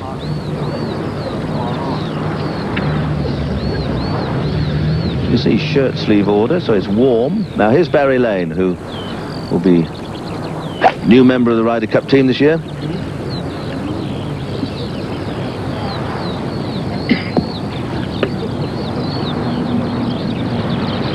Well, I heard it bounce, but probably a little bit big, a bit bold. 2 under par. Had a very good season. One of the many players that suddenly started believing in themselves, got some confidence, and started holing a few putts. Brad Faxon.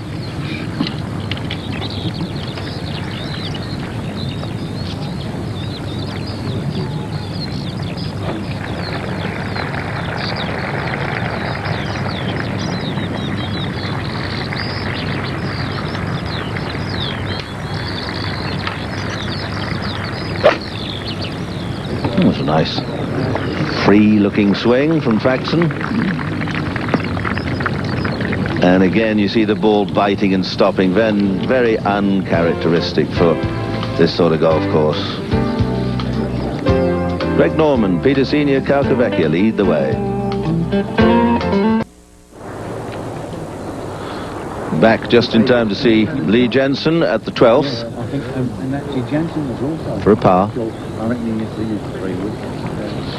Lovely slow backswing. In she goes. He stays at 2 under. They're looking very cool and calm as usual. This was happening at the 16th while we were away. VJ just off the green, edge of the bunker, pops it up. That speeds by a little bit, but the green's not fiery in any way at all. So really, if they don't, if we don't see some good scores today, well, something's wrong with the world. Here's Couples for a birdie.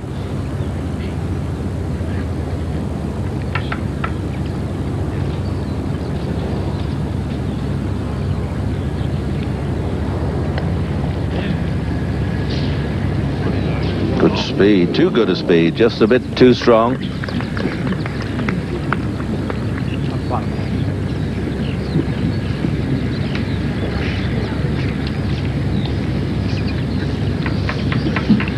We'll leave Couples and go to the record holder here, Christy O'Connor.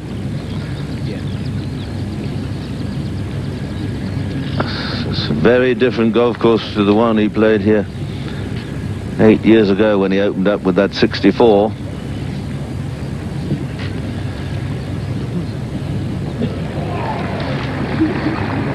He got in by virtue of his good playing up at the Glen Eagles Hotel last week in the Bell Scottish Open. Just misreading it, mishitting it, whatever it was, it didn't go in. Have another look at it, still doesn't believe it. 3 over. So it's a struggle for Christie to get better than 73. Paul Broadhurst now.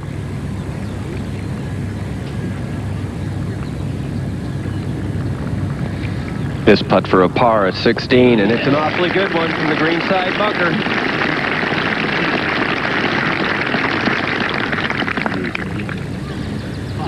Level par, Broadhurst.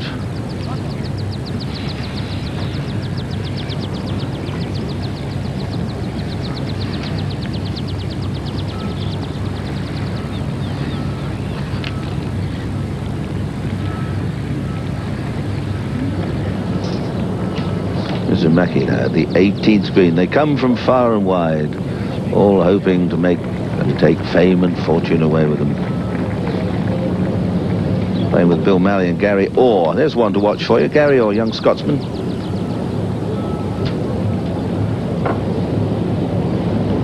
Mr. Mackie is not Scottish.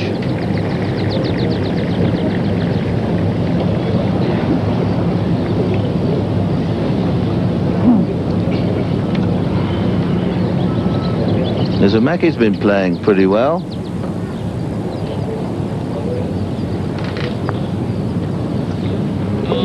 And another one dropped. So it's always nice to hold a putt on the 18th.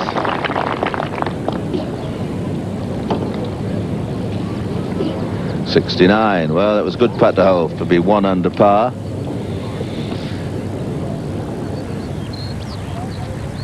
Couples on the 16th. This for a par.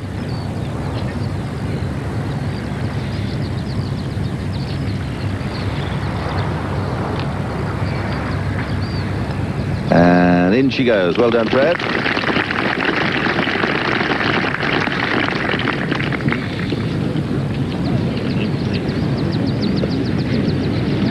There's the giant scoreboard. And, well, it's been a hard day's night. Obviously a lover of golf, or fine wines, or both. A little kip, we call it here, just an afternoon siesta. Now the 18th. Second shot. A light rough.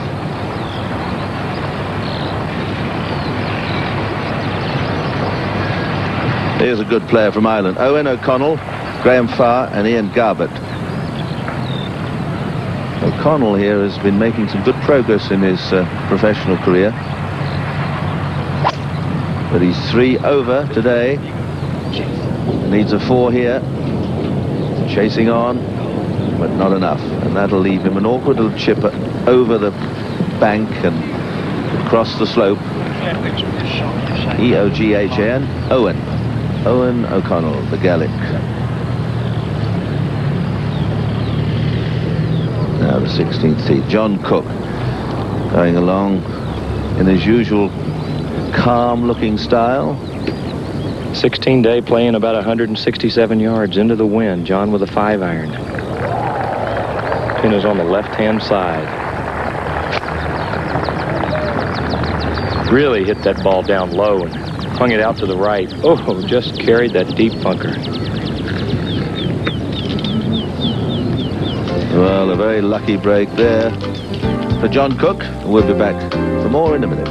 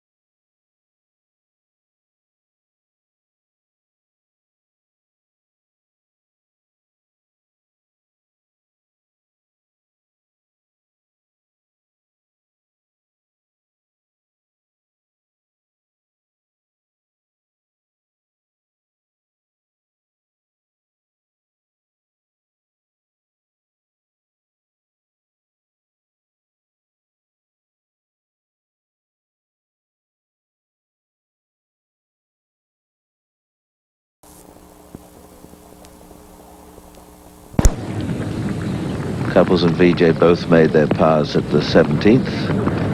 And Rivera hits a very nice tee shot here at the 11th. He's one over. Par of 70. Now Langer's second shot, 40. Caught a beautiful lie in the short rough. He could hit it with any club he wants to, but he's going to hit it again with an iron.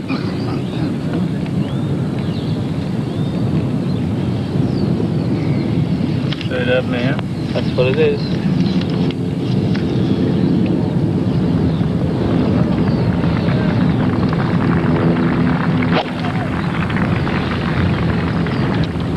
Straight up the fairway. Beautiful shot.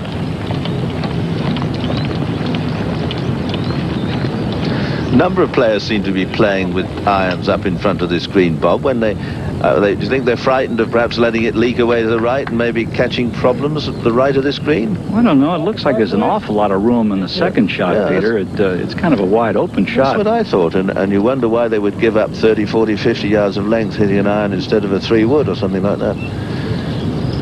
This is Jensen. Jansen has much the same kind of dilemma he had at the 18th hole or 72nd hole of our Open. He has to carry it about 130 yards. Has a little better lie this time. He got plenty of club on it to get over.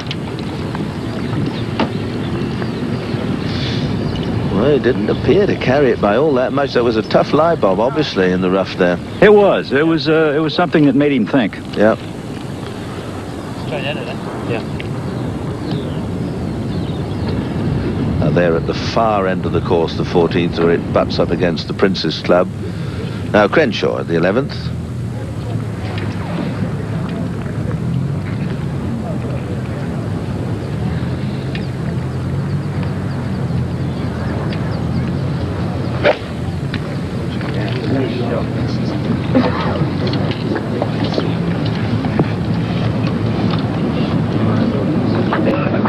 Oh, that's okay.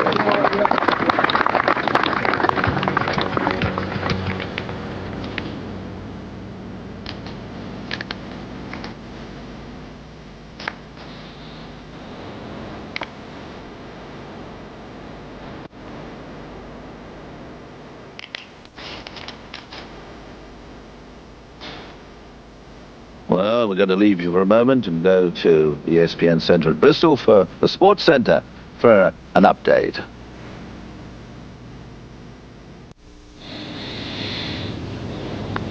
Bernard Langer for a birdie 4 at the long 14th, and in she goes again.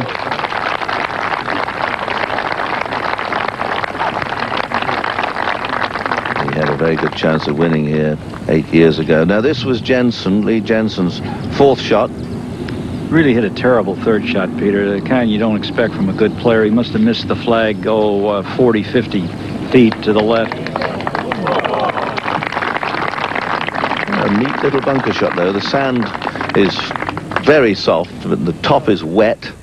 Now the 11th, Ballesteros, 2 under.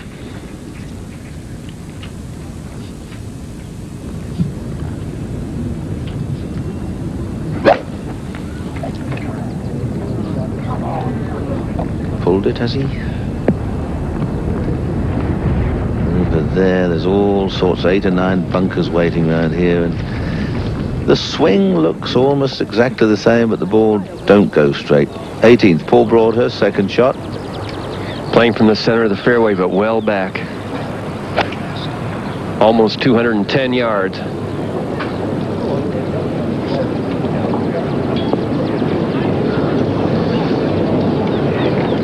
Again, the ball pitching short. Another 3 or 4 yards on that, it would have gone over the hill and down to the hole. So a lot of these players are betwixt and between. They a few days ago in practice, they'd be playing low-flying balls, using the contours of the ground, running the ball in, and suddenly the very heavy rain we've had in the last 24 hours has taken all the fizz out of the ground, and it's a different game. Now, second shot for Fred at the 18th. Here's a player who really never seems to change his trajectory at all. I've seen him hit a number of very high shots into the wind today.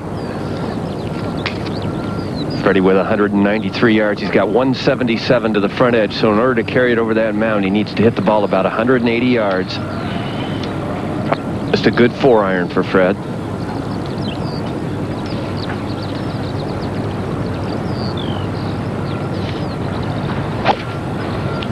Little bit of a side hill lie, ball below.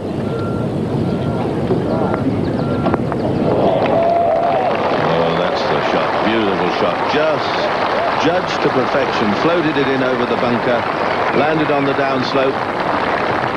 There might have been a time when that ball could have shot through the green, but the ground being receptive held it. Chance for a 3. Go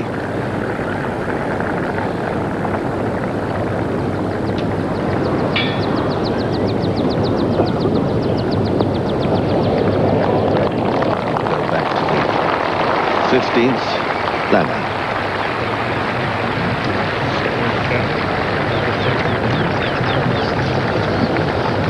3 under.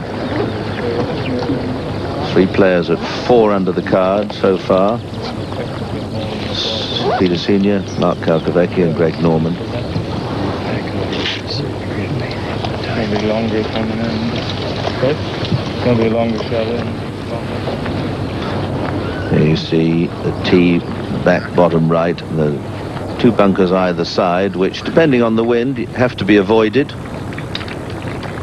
But the killer here are the 3 bunkers across the front of the green. They're big, deep holes, smallish green with a big slope in it, easy enough to tibble off to the right. And Langer is going for positions from the tee.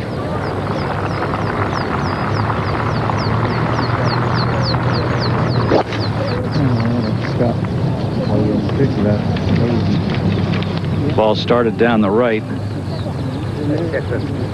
All right, he laid up short of the bunkers. The way he's putting, Peter, he can afford to play safe. He's made everything. Yes, it's amazing. He's got a lovely smooth stroke too, hasn't he, with that that special grip of his. He makes it work. Now the 11th Balestier is from a very awkward place in the bunker.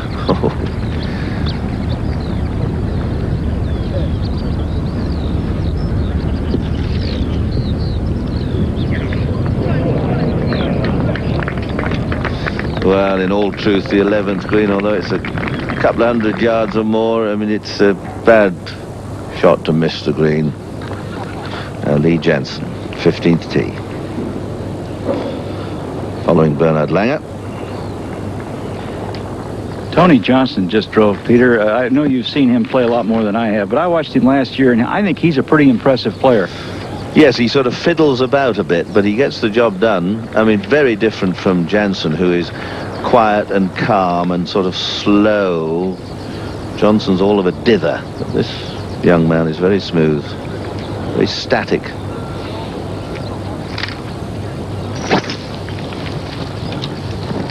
Well, he's hit another bad one. He sure didn't like it. Let go of the club again. Got All away right, with though. it. Yeah, he got away with it, Bob. He sure did. Yeah. Ray Floyd at the 14th. Third shot, an awkward little one. You saw it perched on the edge of the bunker. You see the way that ball spun and stopped on about the 3rd or 4th bounce. That really doesn't happen on links golf courses, but it's happening here today. Floyd, level par, going along nicely, and it's good to see so many big names in golf at the top of the leaderboard on this first day.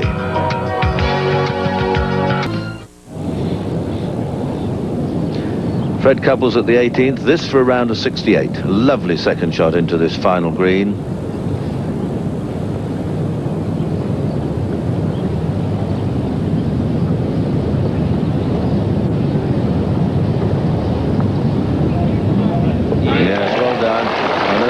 Ripping the putter a little shorter, trying to keep the hands firmer. A 68, nice reception for Freddie Couples. Very popular wherever he plays golf. 68 tucked away, Fred, that's okay. And before him, VJ had a shortish putt also for a birdie. And he shaved the hole a few times today. A rueful smile.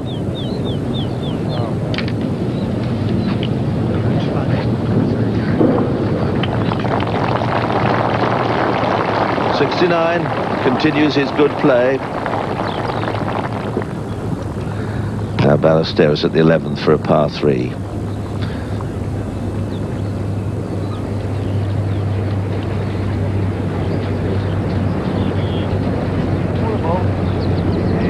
The old magic's beginning to happen again. Up until this day, those putts have not been dropping. A poor tee shot, it must be said. Not a very good bunker shot, but a good putt. Now Langer second at the 15th. He laid way back. He has 223 yards to the hole with the wind out of the right.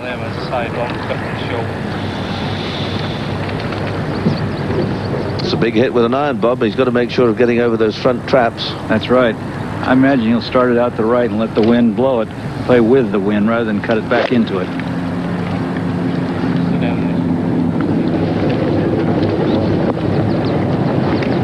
Wanted more. There's a little face, a little bank in front of the screen. He hit it very well, but it wanted more.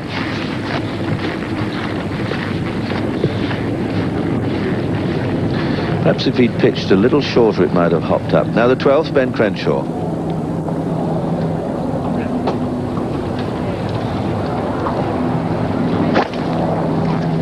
Just to go 2 under.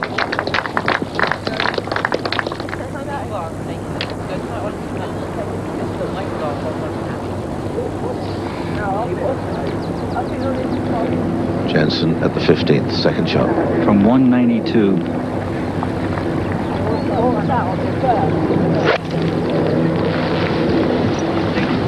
And this one's way to the left, much like the last iron he hit.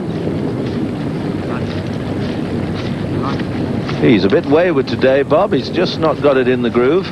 No, he played the first 9 pretty well, and the last 9 he has not played. This is what we mean. Yeah, we mean about patience, don't we? He's beginning to look a little frustrated as we go to Ray Floyd for a birdie at the 14th, a long par 5. Well, not such a long par 5, difficult, dangerous par 5.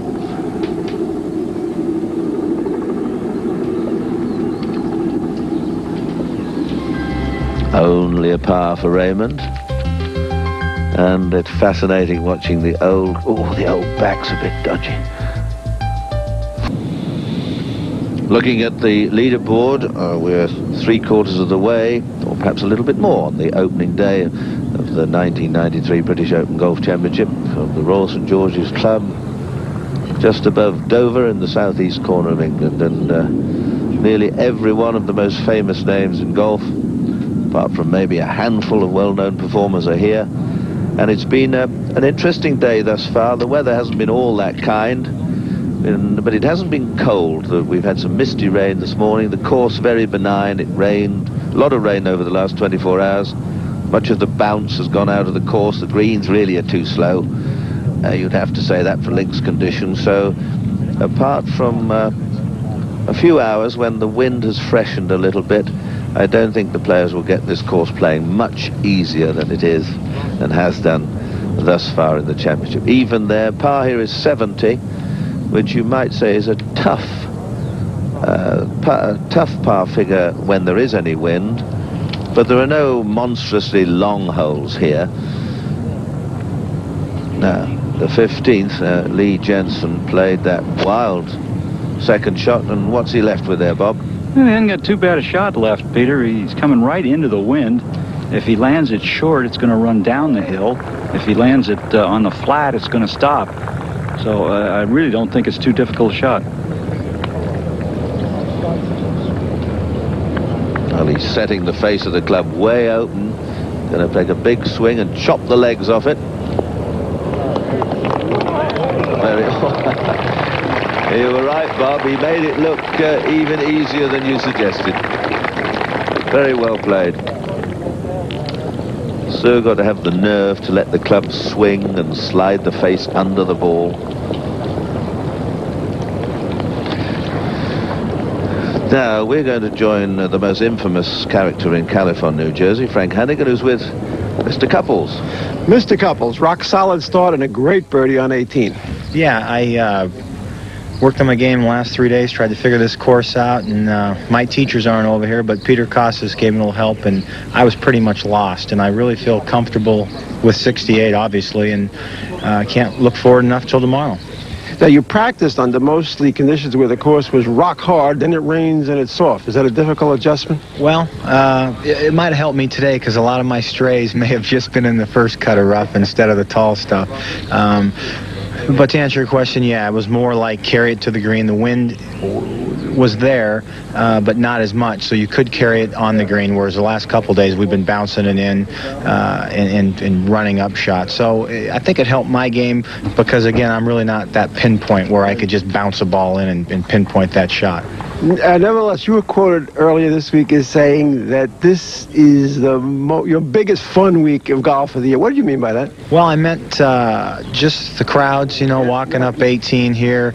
They weren't even half full, and then they still acknowledge you whether you're shooting 68 or 78. And, you know, a lot of people get hooked up in how much money it's going to cost you and all that. And you come for fun. You don't come to think, boy, I missed the cut and it cost me $10,000. And I have the idea that this is my favorite tournament just because of the golf courses and the pot bunkers and the links type courses that we play. What's the best you've ever done in the British Open? Remind us. Actually, I missed the cut last year, and first time I came over, I finished 4th at St. Andrews, and I think I finished 2nd or 3rd at Birkdale, yeah. So I enjoy it, and, you know, it's a one-time thing, and I like to at least give it my best and come back the next year and try again. So I really feel great about 68 today, and I look forward to 7:30 start tomorrow, so maybe it'll be calm. I don't know. You played, we focused a lot on your play with Vijay Singh today.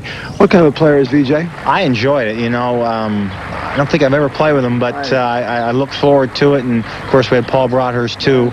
But Vijay is very fluid, hits the ball a mile. He talked about moving to America next year, so he might possibly think about our tour, which would be great. But he's going to be around a long time. He's just great. I mean, I don't know how to explain someone who hits the ball like he does. He's got a great touch and a great long game. You're pretty good long game yourself, young man. Thanks for coming by. Good luck from here on out. Thanks, you guys. Always nice to hear from Red Couples, and just to see Lee Jensen there escaping with a par at the 15th. Langer before him, he was short of the green in 2, came up to here. Now he has this putt. There we are. This for his par. And again he rolls it in. Well, Bob Rosberg's been with him all day, and he said he's hold everything, and he looks very good indeed. Very much under control. Crenshaw, second shot. 13th hole.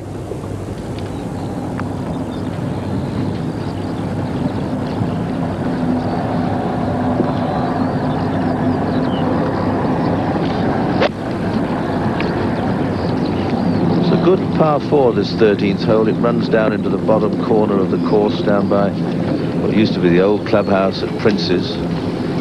And the wind coming across, you see, freshening quite a bit, but nobody disturbed those leaders who are there at 4 under. Welcome back to the 12th hole here at Royal St George's. Seve for a 3, a birdie. Quite a big swing. Down she comes, looks good. I wonder.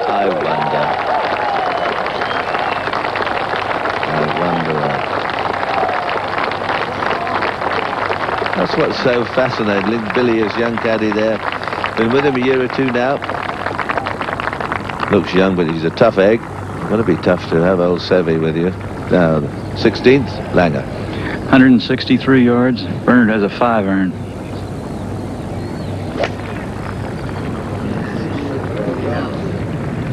Tried to hold it into the wind.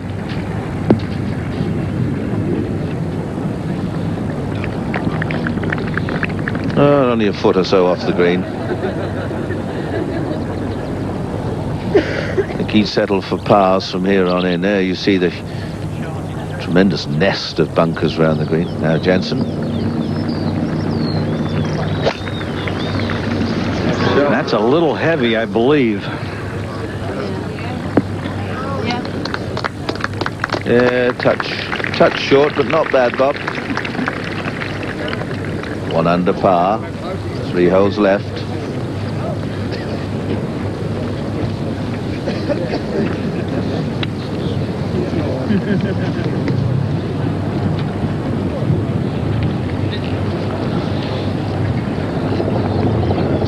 Dan Forsman.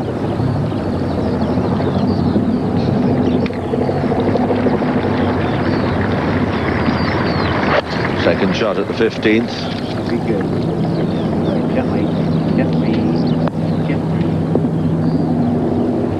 It was a good bold shot. You can't believe it.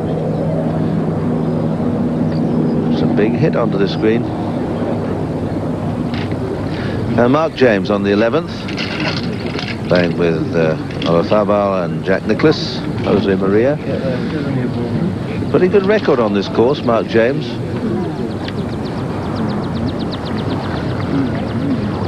Jack wandering out just to sniff the air and look at the flags and see where the wind's coming from. James even par.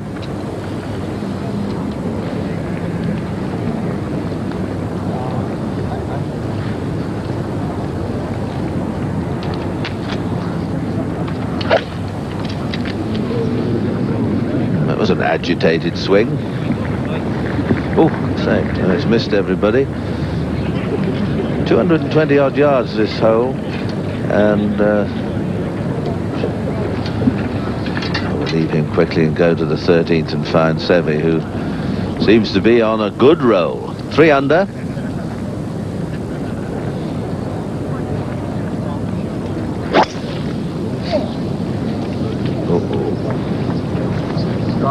Well, and he's okay. Now Jack Nicklaus at the 11th.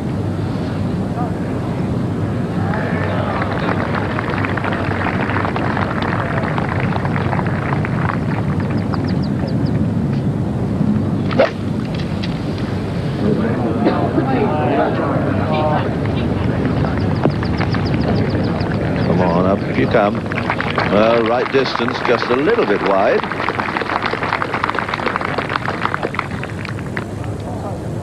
At the 16th. Langer just off the back of the green. Putt some of these the regular way, Peter. How does he figure out how far from the hole he has to be to go the other way? I think they've got to be fairly long putts, Bob, you know, 45, 50 footers. I think with that crouching reverse, oh, you see, no, he hasn't this time, but I think on the very long putts, he likes to have a freer movement of the putt ahead. But I must say, if you can eliminate the oddness of the appearance of the grip, the actual putt ahead moves very, very smoothly and swiftly. Just asking those spectators in the far distance to stand still. Just catch your eye as they move across the corner of the green. Now, just watch the movement of the putter and the stillness of the head. He moved a fraction early on that one. Just tweaked it left. And that wasn't a good putt. Perhaps he should have used the conventional method there.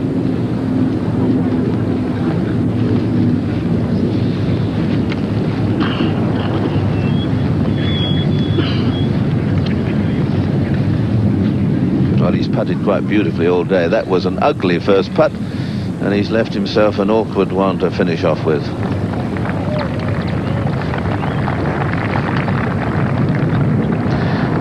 Now, this is the 9th green of Donny Hammond. He's been going along very well indeed. He's had a clutch of birdies. He's 3 under.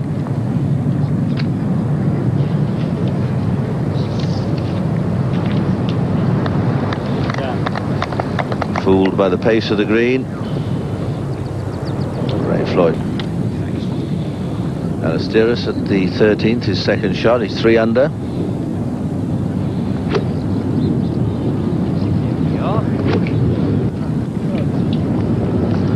Seve's so much a feel, a touch player, rhythm, balance, imagination.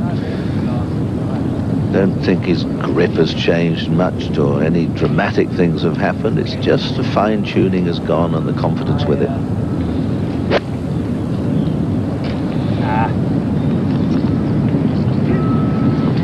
Nice. He's just pulled another one. Just the club face, not coming back to the ball square, and just pulled it into the wind. And again, he's left himself a tricky little putt. Now, this was recorded earlier for you. Langer, remember his first putt at the 16th wasn't a good one. He's been holing out these so beautifully all day, and then suddenly, boom. And he had to think about the next one. Really is an extraordinary game. You can be sailing along, everything going perfectly, and then just one of those things. 11th hole, Jack Nicklaus on the long short hole for a birdie. This to go 2 under.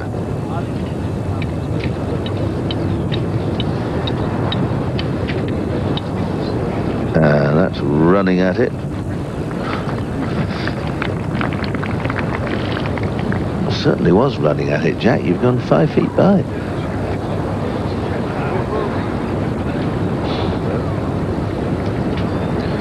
Look at the leaderboard and some other scores, and those 4 under figures have been set quite some hours now. And 1 or 2 players creeping up that might join them or even better them. Fuzzy there at 3 under, Seve. Roger Davis has made a very good start, the Australian, 3 under after 7. Now let's join Peter Jacobson and Alex Hay. Well, thank you very much, Peter. Alex, welcome to our broadcast booth. Thank you very much. It's nice to be here. Well, this has been a very interesting Open for us all, and especially for some of the top players what we've seen out there. Some Australians doing well, the Americans doing well. What are your observations? Well, I think it's quite a remarkable championship so far. You know, when we came for the practice days, it was blowing and everybody was concerned about the weather and the hardness of the course. Since then, we've had sort of 2 nights of rain. The wind has dropped away. Well, I mean, we talk about wind on a seaside links. We talk about gale force wind. All of a sudden, people are scoring 4 under par, 3 under par at great regularity. Didn't expect anything like that. I mean, only one person has won this championship here ever under par. That was Bill Rogers. Let's take a look at Seve Ballesteros now on the 13th.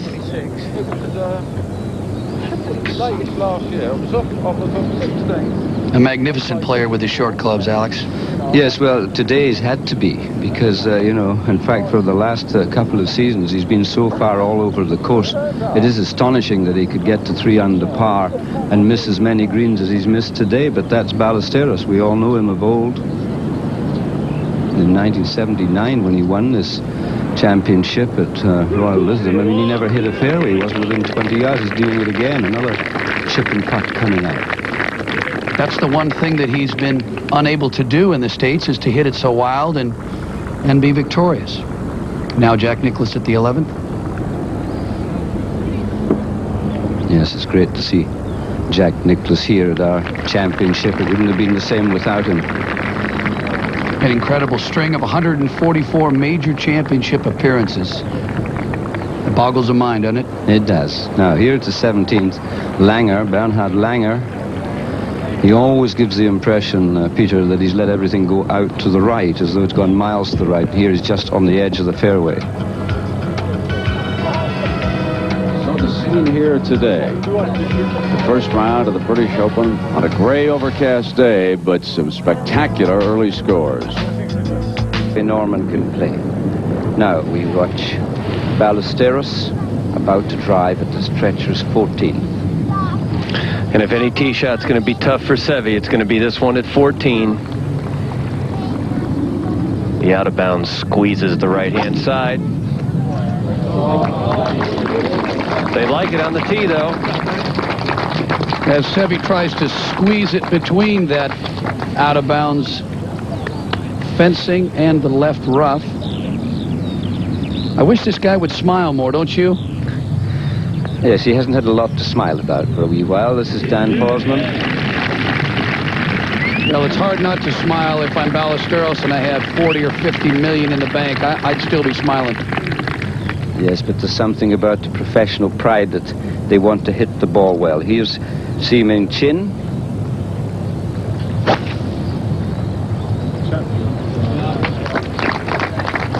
A player we don't see much in the States any longer. He's played some golf in the States. In fact, he played well at Cherry Hills in the '85 PGA. Now Mark O'Meara.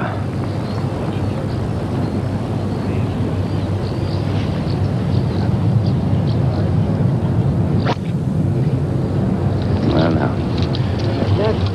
You know, Alex, we can talk long and hard about the enjoyment of golf. When you think of a Faldo and a Woosnam and a Ballesteros, they seem to play well when they're younger, and then they get to be famous, and all of a sudden the fun stops.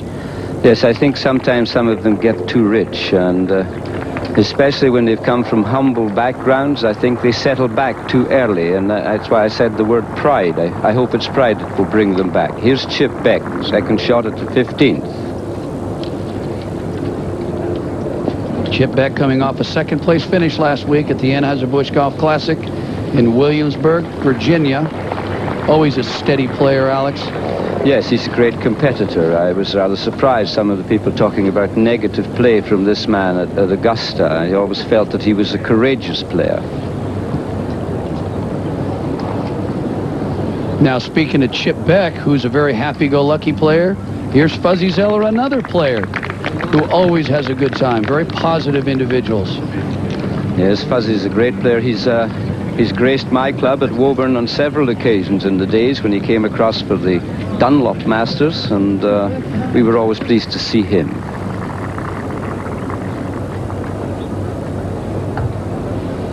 There's the leaderboard showing how Greg Norman, well, we never expected that after one hole. Doing very well. Mark McNulty from South Africa, there at 3 under, and Howard Clark, the British player, going along very well. Nick Price, who plays so well in the United States, and Fred Couples, a beautiful shot he hit in at the 18th that got him to 2 under. Parnevik, who won last week in the Scottish Open Championship at the Gleneagles Hotel. And there the great Jack Nicklaus at 1 under par. And Faldo, well, he probably slipped back a little bit to 1 under. He won't be too pleased. There won't be too many smiles on the Faldo face. The Italian player, Rocca, who is going, I think, to be at the Belfry in the European Ryder Cup team. Per Ulrich Johansson, Jamie Spence, whose wife is having a baby today.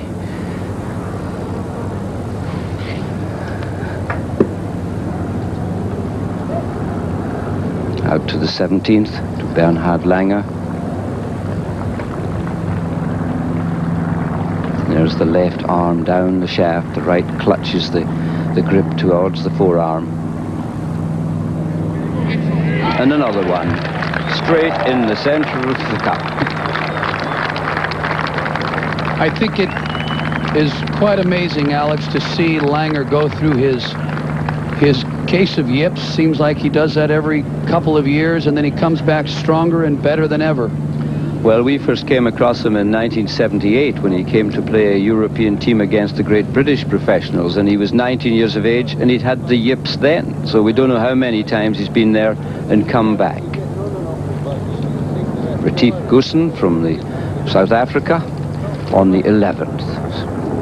A very tricky par 3, this, the wind behind. A powerful hitter. You can see that he's used no more than a 4-iron. Alex, one of the great things that all the American professionals enjoy, and I've enjoyed this week, is coming over and meeting pros like Retief and the other young pros around the world and talking shop, talking about golf swings, talking about shots, different types of equipment, because that's how we share ideas from tournament to tournament in the States and also around the world. Yes, indeed, you're right. We just take a quick look here at Ballesteros at the 14th. Seve with 260 yards. It's dead into the wind. It's got a perfect lie in the fairway, though. I think if he were to maybe even pull out a driver, he might have a go at it, but has decided not to.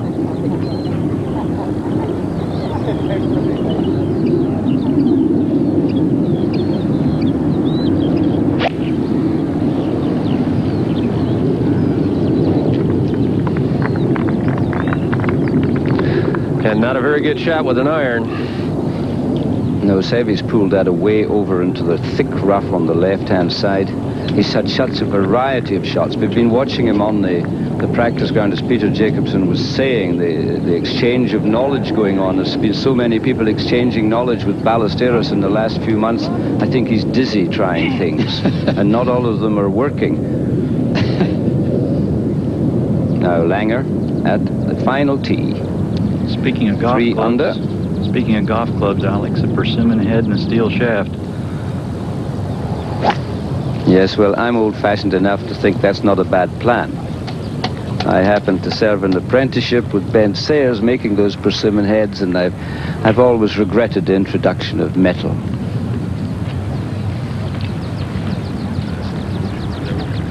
That drive was down the right-hand side. I'm on the tee, so I could not see it come to rest.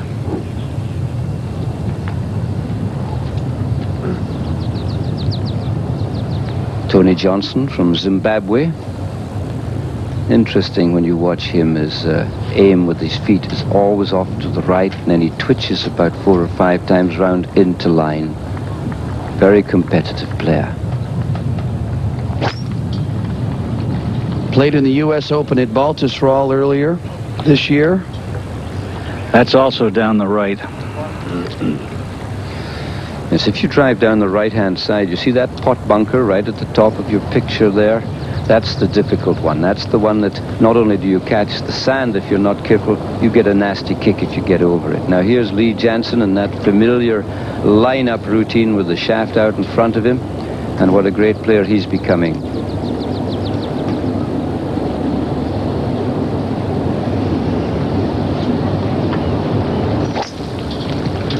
And this is perfect.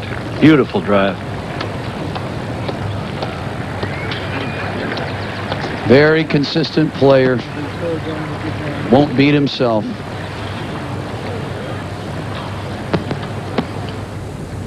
And back out to the 11th tee to United States golfer Donnie Hammond, also at 3 under.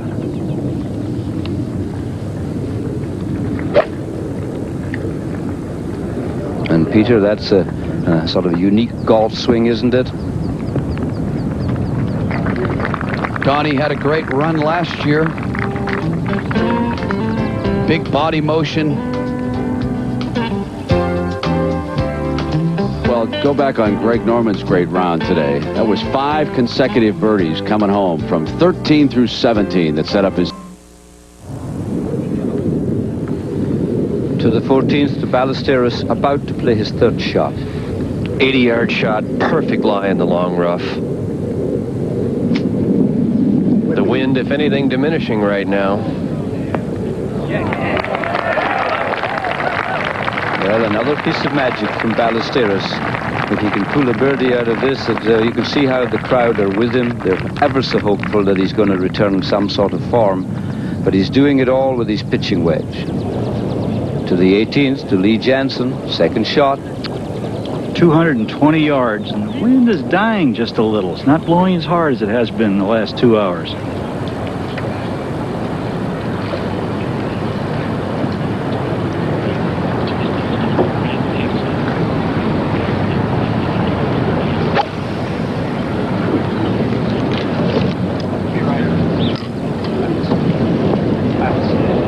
Well, a kindly kick would have helped him. He's just a little bit short.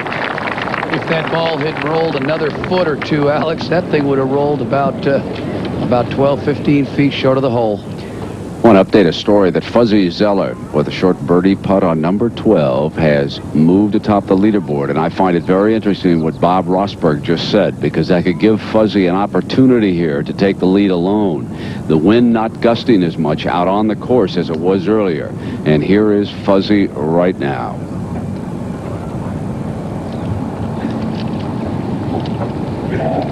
Out to the 17th, Dan Forsman, his 3rd shot. And how awkward a position this is. He's got to get this ball to sit down very quickly. Look how he's opened the blade of the sand iron. He's trying to hit one of those shots that you just float into, get no speed on it. And he got no speed at all. I wonder, will it make it? I think it's hit the cables now. But that's an unfortunate break. That ball could have trickled onto the green.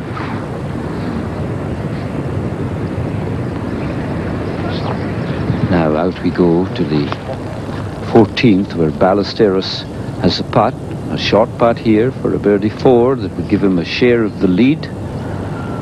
And that's something we haven't seen for a long time.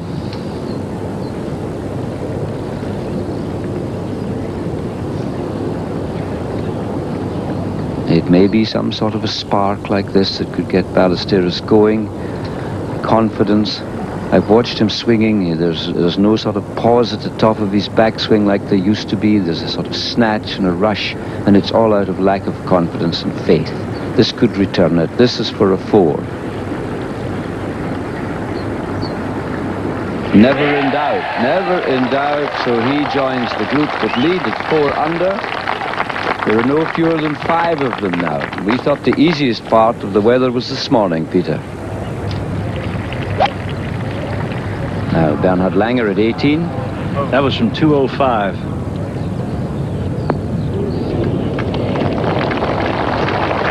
And he's one of the few who's actually taken on the center of the green rather than tried to bounce it in. That's right up past the flag. Now, this was recorded for you. Fuzzy Zeller.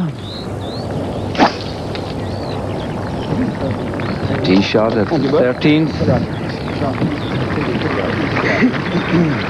Right in the middle.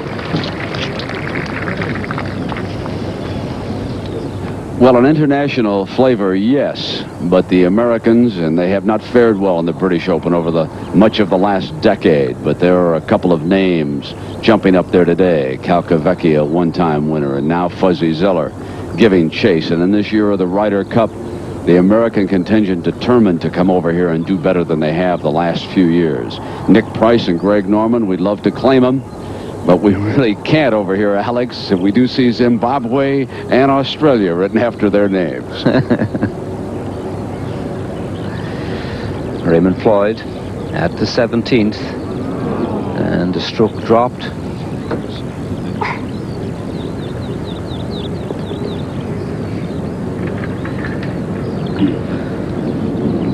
To the 13th to Jack Nicklaus. Jack, we see his name in Reading. That was for another birdie at the 13th. Now par. Still 1 under.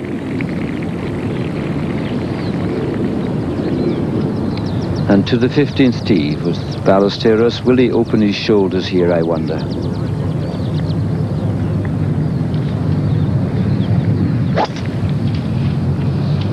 He's looking as though he's let it go down the right a little bit.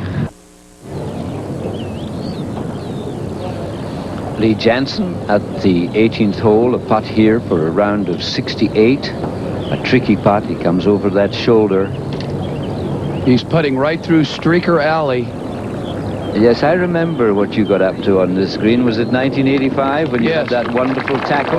Yes, and I believe Lee Jansen would have made that putt except for the sits mark that Streaker made right where Langer is right now. That's where you brought him down. I think we wanted to sign you up for Scotland there instead of Gavin Hastings. But there you are. Now, here's a wonderful player, thoroughly enjoying his day. Fuzzy Zeller out at the 13th. Just to talk further about what I said about Ballesteros and Faldo about enjoyment, I don't want you to think, Alex, or anybody that's viewing this telecast, that I'm talking about Europeans versus Americans. The Ryder Cup hype is overblown as it is. But there comes a time, I think, in a round of golf, in someone's career, especially a touring professional, where they have to say, hey, I'm having a good time, I've had a great career, I'm going to enjoy myself. Yes, I go along with that, but I think that they haven't quite reached that stage yet. I think they've still got things to prove. I think they've got to show how they can perform under the greatest of pressure. And this is the championship. There's the leaderboard at 4 under, a whole group. Fuzzy Zeller going along so nicely with a lot of holes to go, a lot of opportunities. But it's to the 18th green we go, to Bernhard Langer. Langer just 1 off the lead and a chance to join that merry group at the top.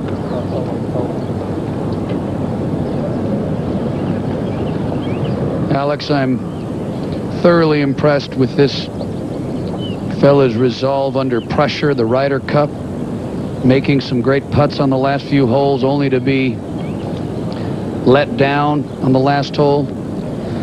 Yeah, I don't think anybody blamed him for that. He played so well during the Ryder Cup. It was a result. You know, one country or one... We can't all go on winning forever. And it was a very good result, and it's brought forward a very exciting prospect for September. And I don't think that Bernhard Langer has had any feelings. He came straight back and won the next tournament, so it didn't upset him. He played the game of golf, and he had a wonderful opponent in Hale Irwin.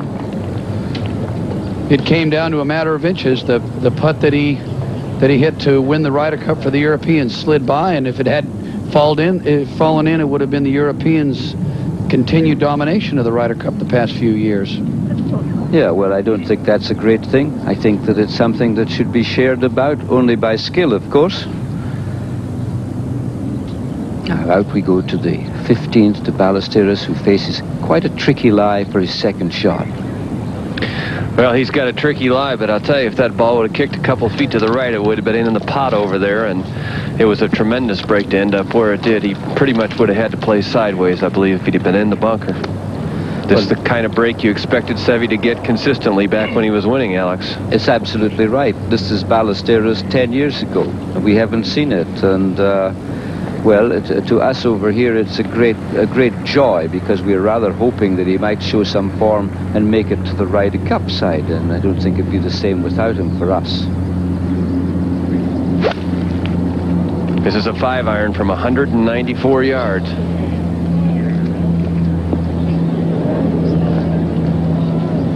Well, he faces another miracle pitch and putt from there. Alex, I would go out on a limb and say, based on this performance in the first round of the Open, that Seve Ballesteros would be a wild card pick for the Ryder Cup.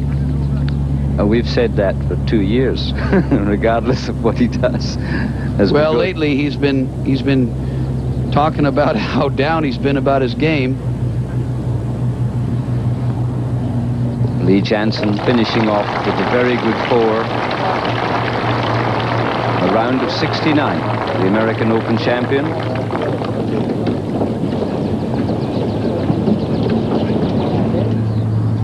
Now to the 12th, to Donny Hammond, his second shot. And a very tricky green this is to pitch onto.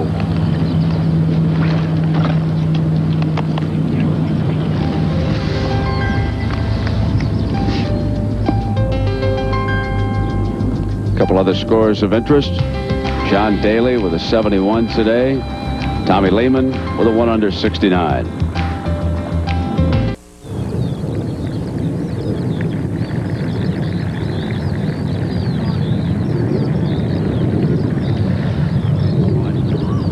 Behind the 15th green, this is Mark O'Meara chipping down. And although he got most of the length, he was a bit offline, probably allowing for the wind. Now to the 13th, to Fuzzy Zeller. Fuzzy with a golden opportunity here to take the lead.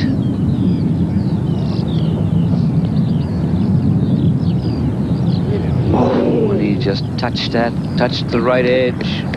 Well, we've seen many putts gobbled in, but that one, Fuzzy gives it the shake.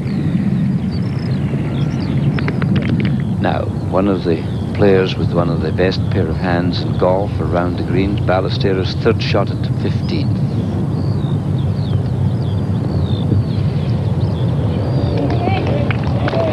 What more can you say about that? Well, it wasn't a very good lie either, Alex. Only Seve could have played a shot that high and that soft off a downhill lie.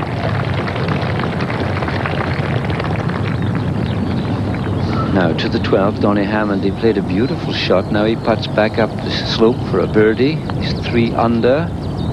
He's somehow seemed to miss-hit that. He hasn't given it anything like enough.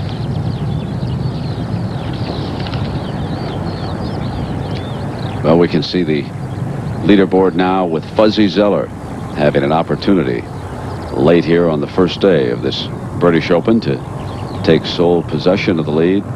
Alex, are you surprised about Peter Sr.'s performance today? No, nothing surprises us about Senior, the Australian, as we watch Donny tapping in for a par. But Senior, well, 2 years ago he acquired one of those long putters, and he's not been the same man since he's won tournaments all over the world. Today, a round of 66 from Senior.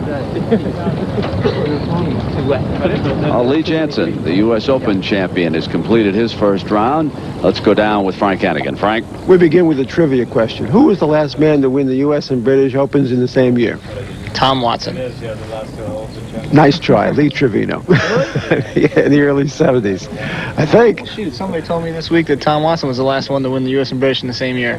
What do you make of this kind of golf? The media was giving me the wrong stuff. Okay, it's great, I think. I look forward to it right from the beginning of the year. You know, it's totally different from what we're used to in the States. We do get some unusual weather conditions where we have to play in severe wind, but we don't have the where we have to constantly run the ball up here. You know, even on a calm day, you're still running the ball up and playing the ball short of the green, avoiding mounds, always working the ball to a certain spot. It's, you know, it's challenging, but I like it. It's a lot of fun. The reaction to winning the Open Championship, is it what you suspected it might be when you were dreaming those dreams as a kid? Well, I didn't know what to expect or suspect about how they'd react, so, you know, any reaction I get is, you know, it's still kind of startling, surprising. Are the demands heavy? In a way. I'm not going to place any expectations on myself, so I feel like as long as I don't do that, then nobody else will. Well, I meant in your recognizability. People see you. Yeah, well, my time has been shortened a little bit. I'm still surprised when people recognize me. It just hasn't soaked in yet. Okay, you're off to a good start. Thanks for coming by. See you the rest of the week. Okay, one quick thing. I have to wish my dad a happy birthday in case he gets to see this. I hope he does. Happy birthday.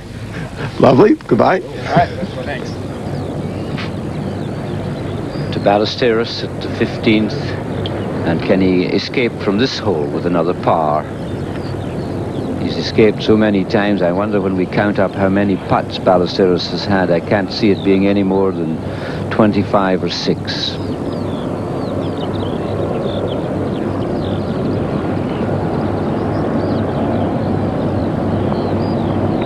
It's a thing of joy, isn't it, that putting stroke today? So Ballesteros escapes once more and stays one of the leaders, one of 5.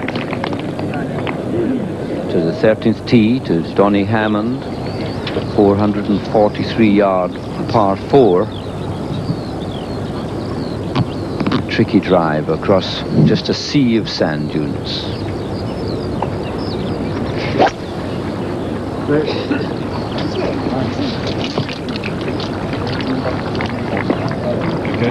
And that's nicely placed. That's a beautiful shot. The further right you are on the fairway, well, the easier the second shot. Now to the 14th. Jack Nicklaus, this for a 4. Jack putting right into the wind, up over a knob. The ball's going to slow down here at the hole, and really got lucky on this hole. He drove it into trouble and then played it back out to the fairway just short of the green in 3, and this for his par 5. Well, there's how the hole looks. That's the Suez Canal, they call that little stream that runs across, and where the brown line is a very severe out of bounds. And if you try and stay away from the out of bounds, you can get caught up in the rough on the left, and Jack Nicklaus obviously had a few problems. Now to the short 16th, this very nice short hole, but well guarded with bunkers. The 16th, 163 yards, and the wind just getting up. You saw out there at the 14th, and Jack Nicklaus, it was actually being held up, the ball against the wind. Now I wonder what Ballesteros will go into the bag for. He's taking about, looks like about a 6-iron. It's either going to be a small 6-iron or a good hard 7 for Seve. I would suspect he's got the 6-iron. Yes, I don't think that he would want to force anything right now. I don't think his swing is in the forcing mood.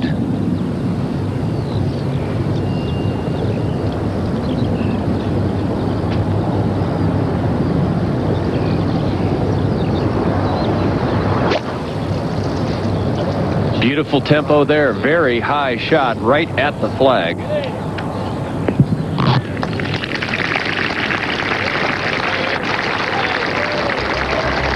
Well, Frank Hannigan, we have to give Lee Janzen an A+ up here in the score room. We find it was Tom Watson, the last to double.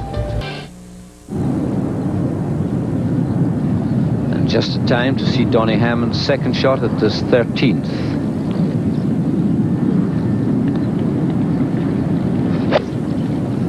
And that looked like a 5-iron. The wind is behind at 13. And that is a most glorious iron shot, one of the best we've seen all day. And I told you a little lie about the wind. It swung around. It's actually coming from the left-hand side. Fuzzy Zeller at 14 trying to reach the green with his second. And just gobbled up by that huge bunker, 50 or 60 yards short. From South Africa, Ernie Els, who played so well in the Open last time it was here.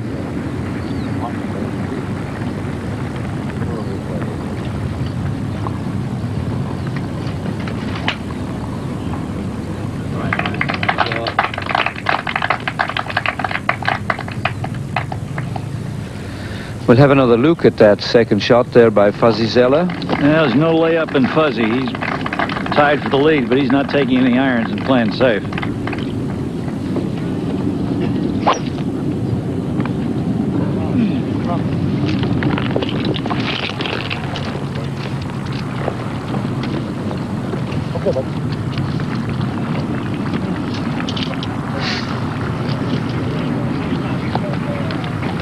Well, Bernhard Langer with 4 birdies today and a 67, stands at 3 under par. Let's go to Frank Hannigan. With Bernhard, who just looked at your leaderboard, Brent, and said, Fuzzy, I'd rather Bernhard, Fuzzy, and Seve are 4 under. I didn't know you watched other golfers. Oh, yeah, I look at the leaderboard every once in a while, and I don't mind watching them play on television either. You surprised at Seve's comeback? Well, I'm glad he's playing well again. He's been playing a lot better the last 2 weeks, and I hope he will be through his slump and get out of there quick, because we need him for the Ryder Cup. Quick summary of your round. I played pretty steady. I made 1 bogey and 4 birdies. Hit a lot of good iron shots, long iron shots today, and made some good putts for par. So in general, I'm fairly happy. You played today with Lee Janzen, our Open champion. First time you played with him? Yes, it was first time. What do you make of him? I really enjoy playing with him. He's a true gentleman, a very nice guy, and he's a very good golfer. I've watched him perform at the U.S. Open, was very impressed, and he played pretty good today. Now, you won Augusta, you won the Masters, and you had a very good start here. We in the media begin to immediately think, well, maybe 2 majors in 1 year. Do you think that way? Well, yes, that's. I better think that way. I shouldn't think I just want to make the cut or finish 30th. I play here to win, and I know it's going to be tough, but that's what I'm here for. Yeah, I'm sure you are. You've played very well here in the past. Maybe move up to win this year. Thank you for coming by. Thank you, Frank.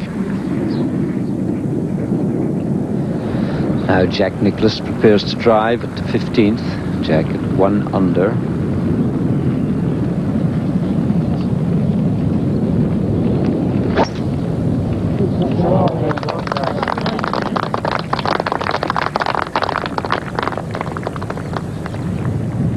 And a beautiful drive from Nicklaus down the left half.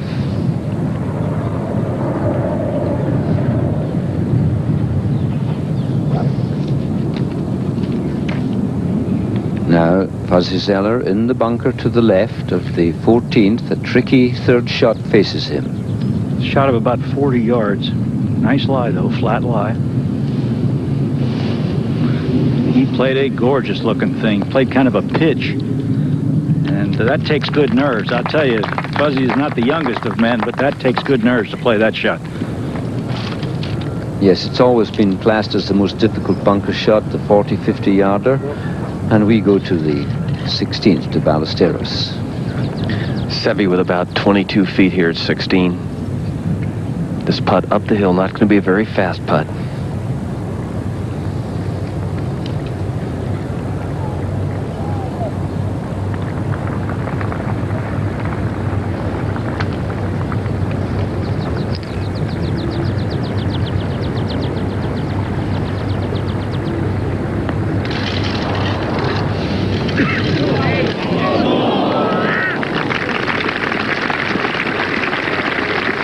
Well, that proves that he is human, I suppose. He's missed a putt.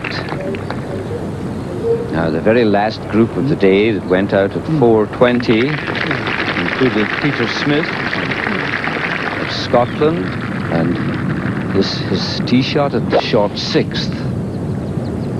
155 yards. And just look at that, within a hair's breadth of a hole-in-one. We haven't had one on the first day of the championship, and all of these people here thoroughly enjoying it. Great crowds, of course. We expect upwards of 200,000 people over the week.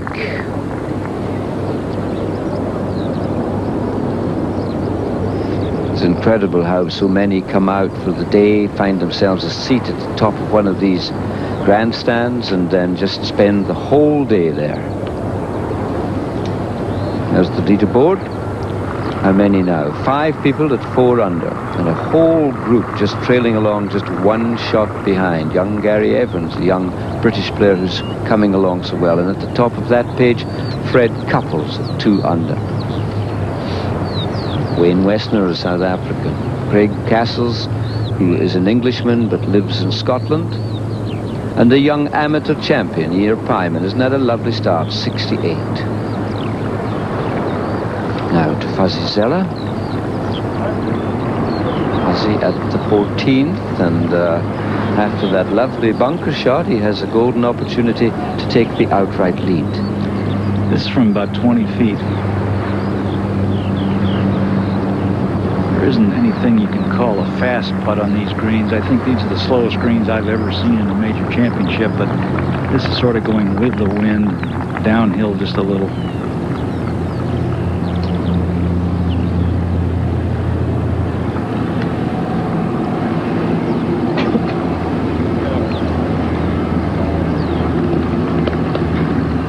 Just in time to see Donny Hammond hole out for a par at the 13th.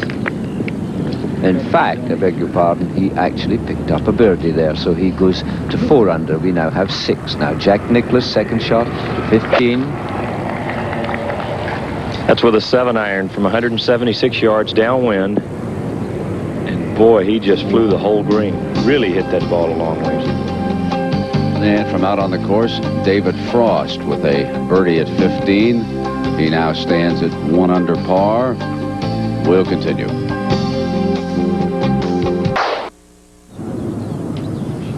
Donny Hammond and Fuzzy Zeller join that chase for first here in the first round of the British Open. Alex Hay, thank you for being with us. Thank you very much. We go from Alex of the BBC now to a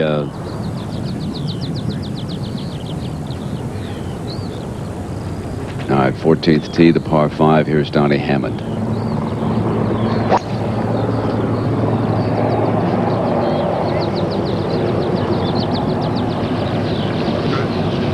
And he has driven this one into some difficulty here alongside the little path that the gallery is walking. And you'll see a lot of that at the British Open this week, simply because they must avoid that out of bounds over there on the right-hand side. They get a little bit too cautious. Now Fuzzy on the tee at 15.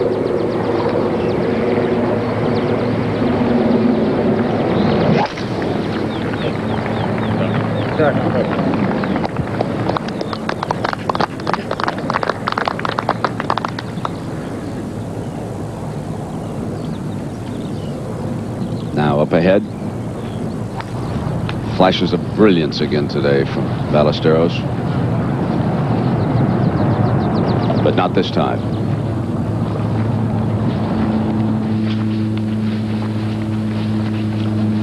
So we'll look at the leaderboard again. Mark Calcavecchio, 66, played in a group that included Nick Faldo.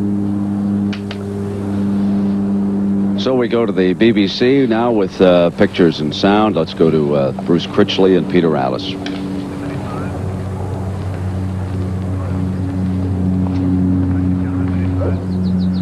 And it's not very nice at all.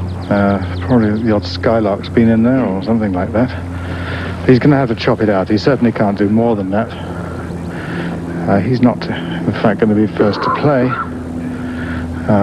Chen is going to be first to play.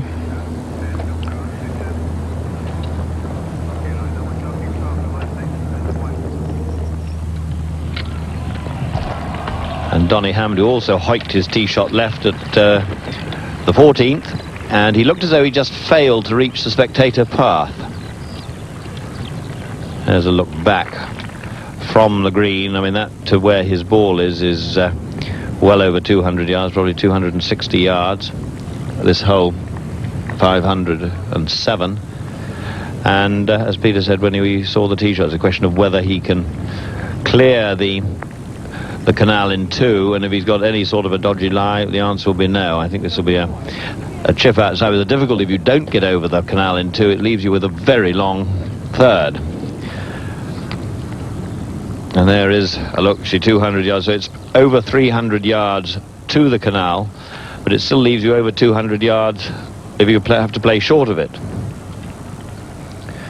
And there being only 2 par 5s at Royal St George's, this and the 7th, you sort of think, well, that's where I'm going to pick up a birdie. And if he's not careful now, there are a number of ways of taking 6 or more. And, well, there's another neat card for you. No drop shots. 2 2s. Oh, I think he's on the hard bit, so he can probably get over the canal from there. Yeah. Easily.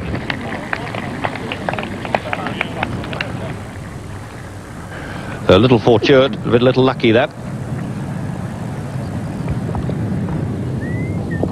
Nicholas at the 15th, third shot.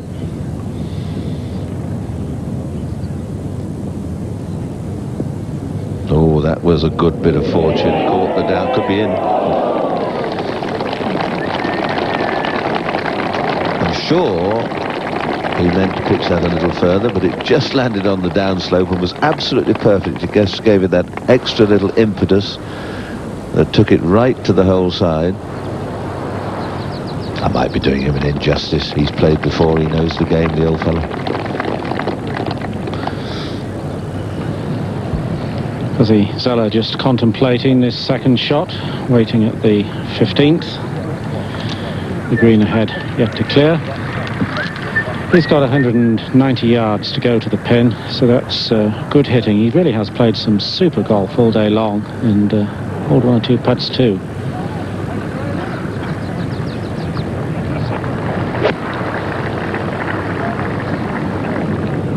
I hope so. It's another good-looking shot. Yes, very well played. He's striking the ball so well today. Right out to the centre of the club.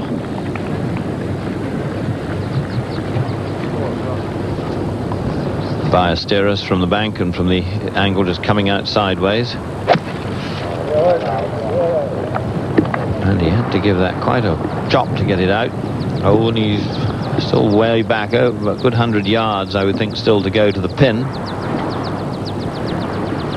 Sam Torrance, who's not had a very good day today. Just ran off the fairway there, a little unlucky.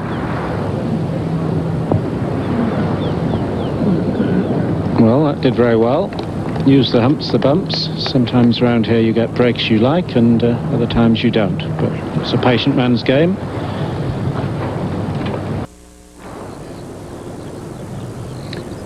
Donny Hammond, one of the 6 tied for the lead, and while we were away, this is third shot on the par 5.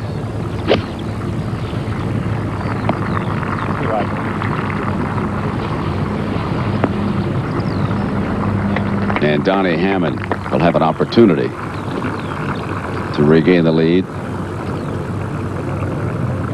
And now let's rejoin the BBC.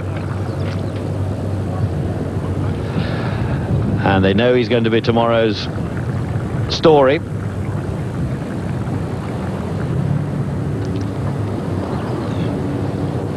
They do have areas roped off where little, almost like dropping zones where photographers can go. Photographers' dropping zones.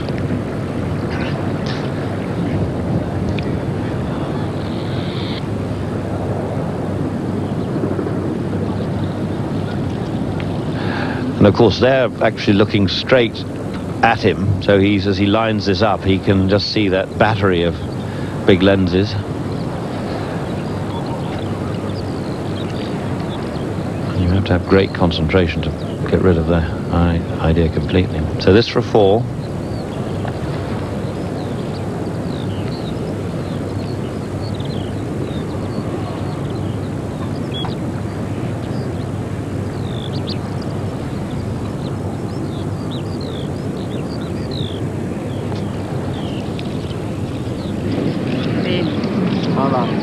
No, never online, so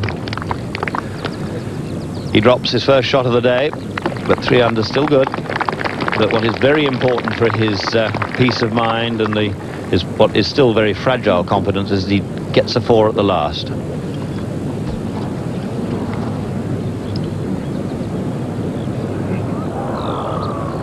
Fuzzy at the 15th for a 3. This for a birdie. This for the championship lead. Good roll. Ooh, wiggled away at the end. Well, that's a good 4.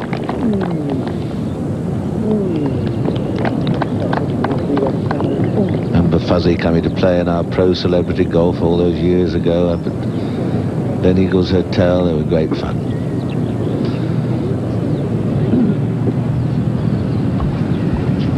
Hammond for a birdie at 14. And still they were all tied on 4 under. That would have given him the outright lead. And, well, in the end, after the tee shot, when he stood on the tee, if you'd said, well, you can have a 5 and go to the 15th, he'd have taken it after a very crooked hook. But he'll have forgotten that. Now he'll be slightly cross with himself. A man who hadn't played very well earlier this year, but came over a week early to acclimatise up in Scotland and seems to have taken advantage of it. Gleneagles, good preparation, quite a strong wind, fast running course, faster running than this.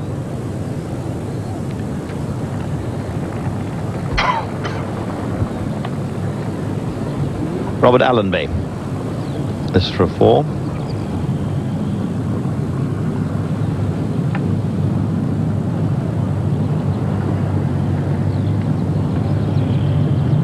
Oh, he misses 2. He's 1 under, stays that way.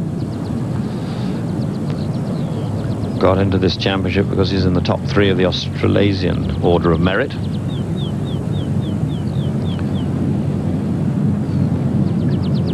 Got a good chance, went there. And these greens, I think, will be standing up very well. There might be, because they're that little bit softer, showing the odd heel mark at the end of a day. Big field.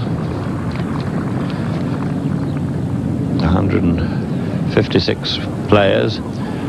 And out there coming in, that's the Ostend Ramsgate one. Plows backwards and forwards. And of course, I saw wandering in the crowds, there are a lot of people speaking French coming over to Dover and folks. And as Jack Nicklaus taps in for his par at the 16th, remember short on the edge of the green. Very close here to continental Europe.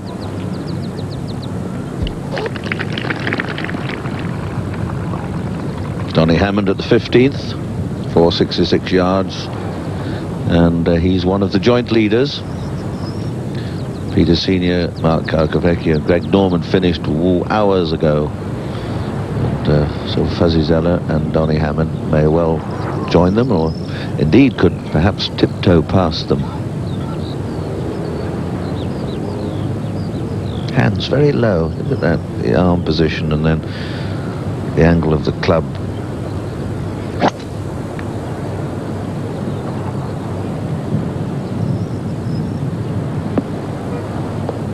Nice drive. That'll come off the hill and down onto a flat bit. Not the easiest of fairways to cut these, with all the bumps. If you put the mowers down too low or drive too speedily, you can scalp the top of the knobs. It's not easy to produce it in sort of absolutely pristine. There's Robert Allenby. slim Australian.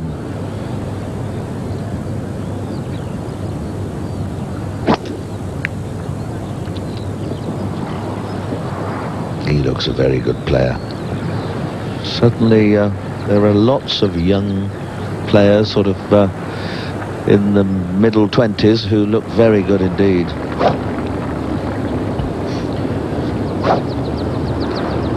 One of the hardest holes on the course, right back into the breeze. And the ideal position on the tee is the left half of the fairway, the left side of the saddle. And he's hooked a few tee shots.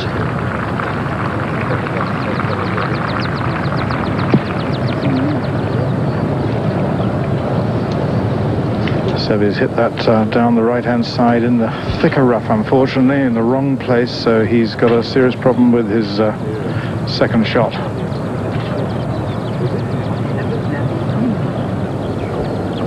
Fuzzy Zeller, 16th. One of the joint leaders.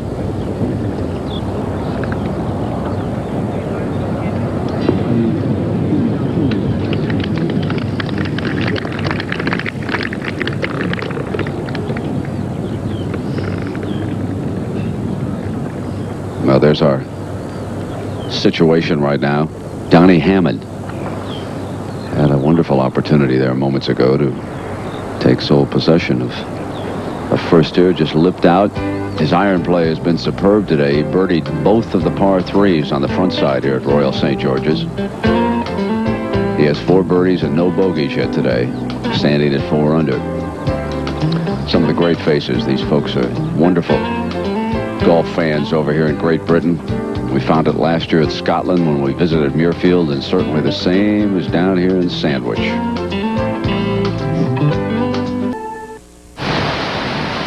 Now here's Ben Crenshaw, 2 birdies and a bogey on the day. He's at 18, par 4.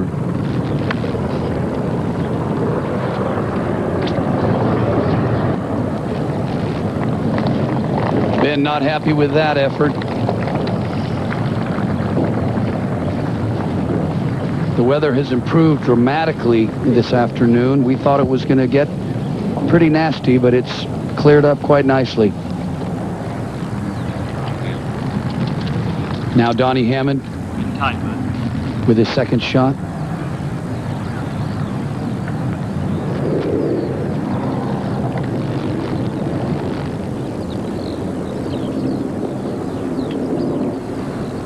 Now we're back to Donnie Hammond.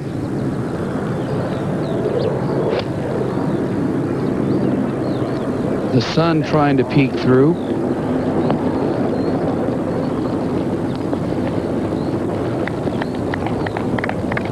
You can see the bowl effect of some of these greens.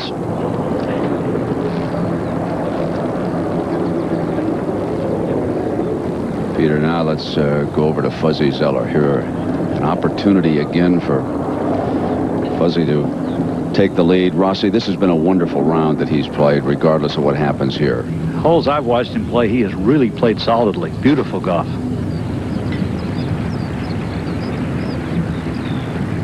Zeller normally wears sunglasses now when he plays in the United States. Probably couldn't get him through customs.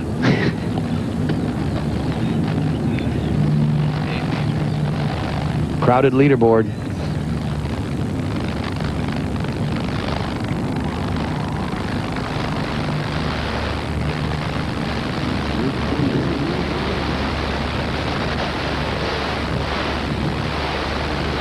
Needed those sunglasses.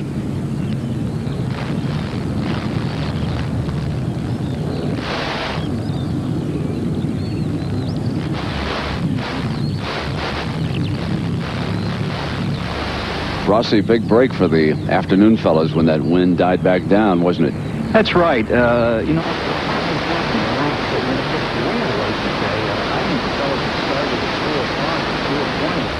play the last 4 or 5 holes with relatively little. The last time of the day, Rossi, 420. The grouping of Peter Smith, Ross Drummond, and Stephen Ames, all 3 from Great Britain.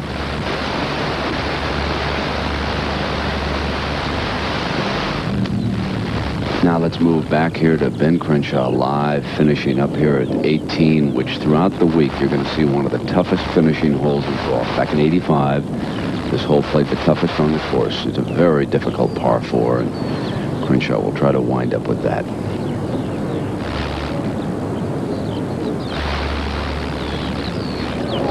Not like Crenshaw. A rare miss. So 2 bogeys, Peter, coming home. And he winds up at level and a log jam at the top. Well, we're back at closing hole, Seve Ballesteros, his second shot. 194 yards, another incredibly good lie in the deep rough here. I think he'll have to play toward the center of the green, though. Huge pot guarding the front right of this green. And that's right where he's headed, although he stopped just short, but still going to be faced with a difficult pitch. It's been vintage Ballesteros, Peter. I'll tell you, he's only hit 1 fairway.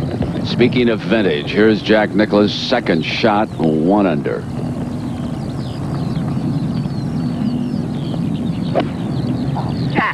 That's a 5-iron, and boy, did he snatch that to the left. He had about 178 yards into the wind, and I just think he tried to hit it too low and pulled it.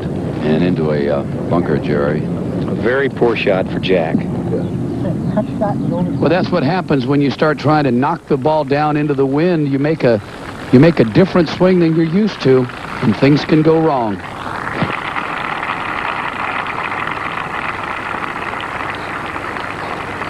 See a lot of Americans on that leaderboard. Some great performances today. We've got 3 more days of tough golf here at Royal St. George's. Easily the toughest test in the rotation of the 7 golf courses that the Open Championship is contested upon.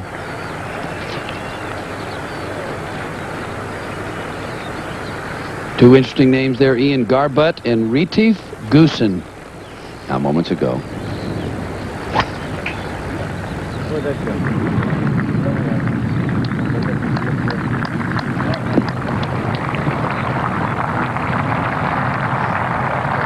Nice tee shot by Zeller. Well, another birdie attempt, although certainly this is a long one here for Donnie Hammond, who has played very well this afternoon. Inconsistency, Peter, would you say that is what has plagued Donnie some of his career? Yeah, Donnie is a very good ball striker, good thinker on the golf course. We all have problems sometimes with our consistency. We get on a roll, we start playing well, we're putting well, things get easy, then maybe we slack off on our practice. It's happened to me, it's happened to everybody. But it's great to see Donnie playing so well again. He seems to thrive over here. He's had some great Open Championships.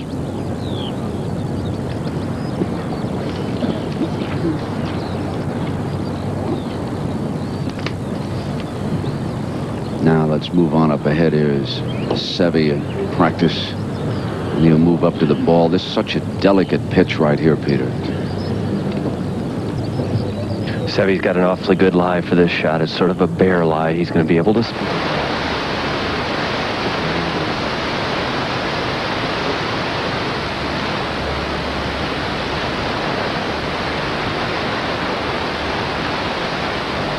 If Ballesteros were ever to donate a club to the World Golf Hall of Fame, it would definitely be his pitching wedge.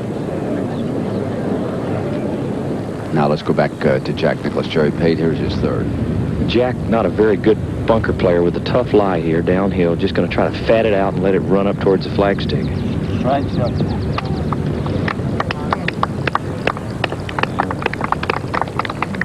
Well, I don't think Jack like that, Jerry. You know, as you said, he's not that good a bunker player, but I don't think he's ever in many bunkers. He has attracted large, enthusiastic following. They love to see Jack. So many people over here in England have expressed joy at his performance out in Denver. They're glad that Jack Nicklaus is here. They said it would not be the same at the British Open.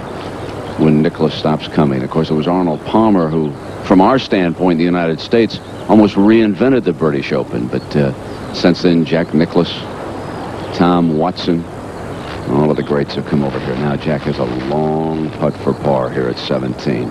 You know, it's great to see Jack back, really, after that win last week. He's got a really snap to his walk and the shine in his eyes, and he's winking and smiling, and really it's great to see Jack. I thought he was going to throw in the towel after some of the performances he's had earlier this year, but he's back.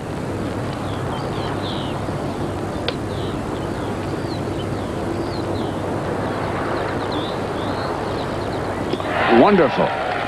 You bet he is, Jerry. And that is the reason why. You know, he's the most underrated putter that ever played the game. He's probably the greatest putter that ever hit a 10-foot putt. Stays under par here in the first round of the British Open.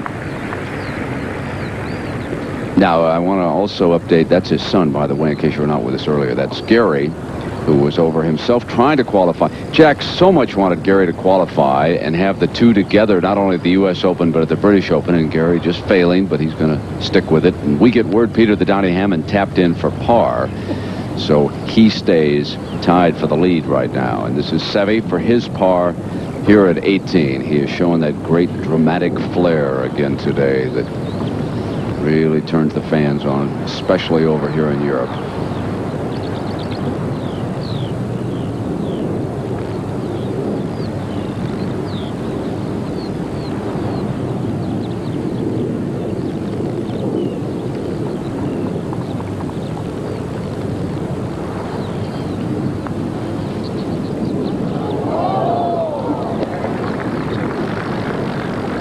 Well, a disappointing end to a very promising round by Ballesteros. It's wonderful to see him back on top. 2 under today, 68. He's not leading the golf tournament, but he has served notice that he is interested in winning this championship.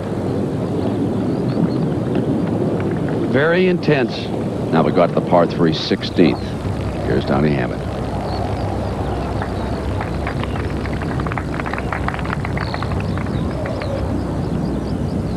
Donnie uses his legs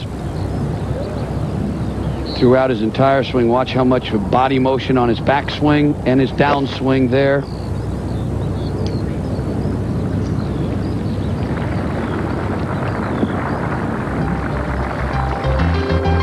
Well, there were some splendid rounds fired today.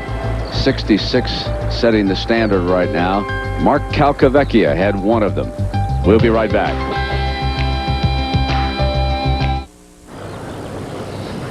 Well, when's the last time we saw both Fuzzy and Greg Norman's name on the leaderboard at a major championship?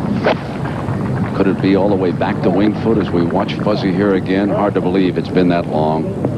Fuzzy's 175 off the downslope, and that's not bad when you're going into the wind. Makes the shot a little easier. Meanwhile, Hammond in difficulty here at 16.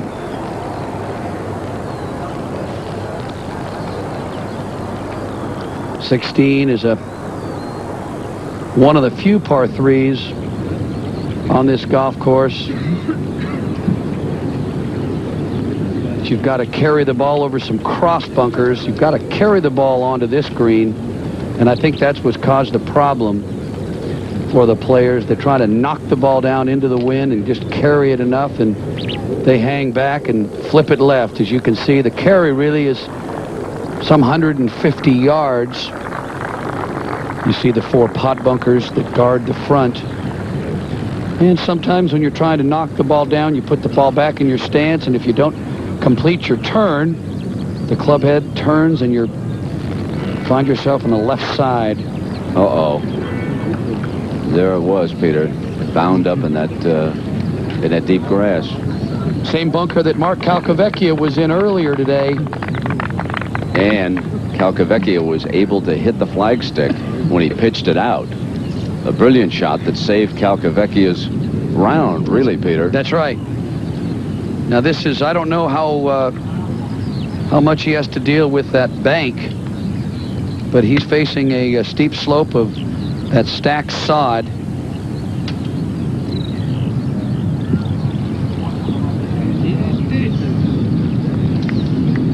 this one did not strike the flagstick. So Donnie Hammond falling away, and as you can see, a sparkling leaderboard. And speaking of sparkling, I don't think anybody enjoys the British Open any more than our friend Jack Whitaker. Jack? Thank you very much, Brent. You know, it's hard to be sparkling the first 2 days of the British Open, though, because they're so long. They have 156 players. They start at 7:15, and the last group tees off at 4:20, and they'll play almost till dark. One of the blessings of an English summer, though, it's daylight here until about 10 o'clock, so there's no problem. And usually the early birds get the worms in the first 2 days. They put the scores up, and it started out that way today, with Greg Norman and those fellas, Peter Sr. and Mark Calcavecchia, getting 4 under, and that stood for hours. But the late afternoon group got a piece of the action, too, because the weather did not get that bad, and then we have Fuzzy Zeller and the rest of them at 4 under par. And also the reappearance of a lot of old heroes.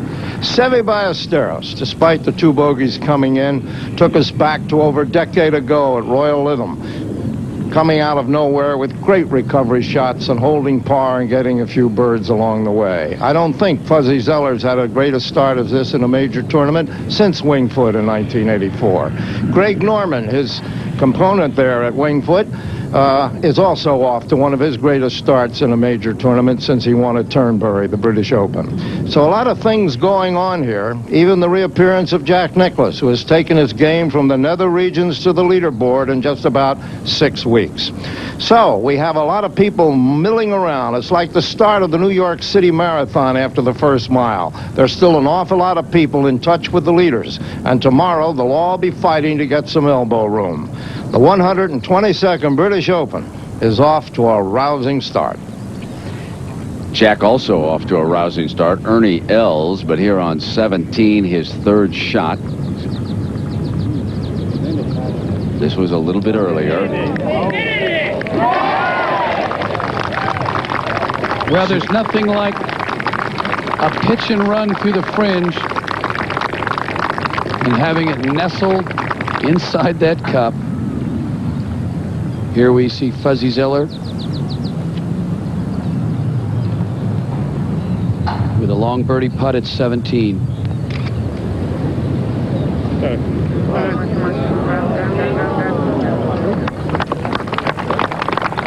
I think that's the key to the championship come Sunday, is the fellow that can hit the lag putts the best, because there are some very big greens here at Royal St. George's.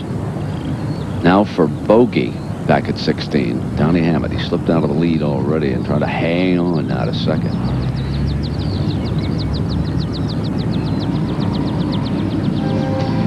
A 5 for Donnie Hammond at the par 3 16th. He drops away for the leader. We're going to come back and hear from Severino Ballesteros when we continue in just a moment.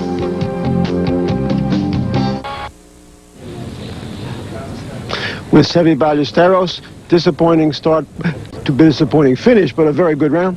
Yeah, overall very good. I'm very pleased. I felt that I played much better.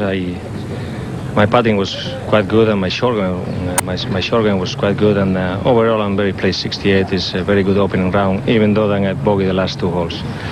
Your problems, which so much are made out of, sometimes it almost feels when you read the press over here as if you're committing a crime. Yeah, it looks like it's how I feel the last year or so, and you know, it's amazing how people put the thing together. I mean, they make it bigger than it really is. It's, you know, golf is a great sport, and it's very important, but this is not the end of the world, you know. And you know, I have people come to me and try to tell me what I'm doing wrong, and you know, and so and a lot of teachers around, and a lot of pressure all over the place, and I feel it's very difficult to keep up with that, you know, very difficult. Do you yourself think it's mostly technical or mechanical, or is it a matter of the spirit, of the desire? I think it's a little bit of everything, maybe technical a little bit, and also mentally, you know. Confidence is very important. But it's gone well for a long time. It can still go well. Thank you for coming back over. Thank you, Frank. Thanks, Frank. Some wonderful names there on the leaderboard today. Norman and Zeller, Ballesteros with a solid round. And we got a problem with Jack Nicklaus. Let's go out now to Jerry Pate. Well, Jack again hit a poor drive, hit it left of the fence, was allowed relief to move it inside the fence under a local rule. It's an immovable obstruction. He has 208 with a 2-iron. Pin is on the right side.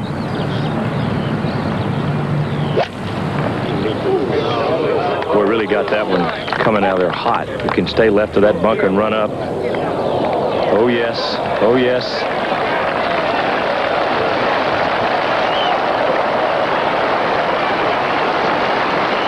That was a magnificent shot, Jerry. Out of the heavy rough, he played it exactly the way he had to. Little bump and run, let it trickle on, right into Streaker's Gulch. Olazabal just ahead of Jack, about 208 yards, 207 yards. Also with a 3-iron, basically the same shot. He struggled a bit today, but had 2 birdies on 16 and 17.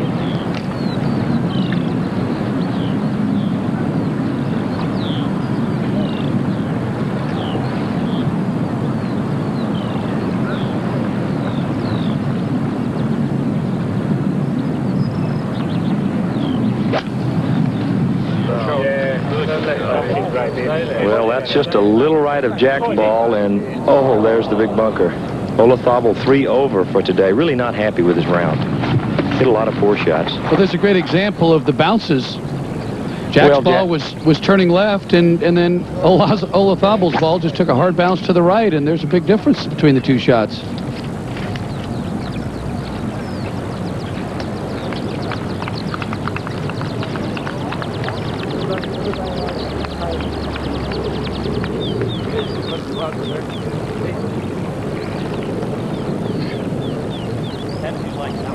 Looking down at the tee here on the closing hole. It's almost 7 o'clock time here in England. There he is down on the tee.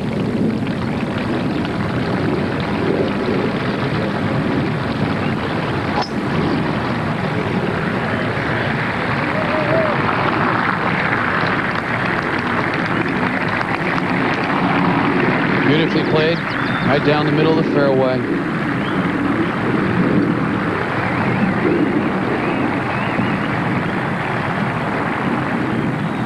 Jack Nicklaus receiving an ovation as he comes up 18. Meanwhile, Fuzzy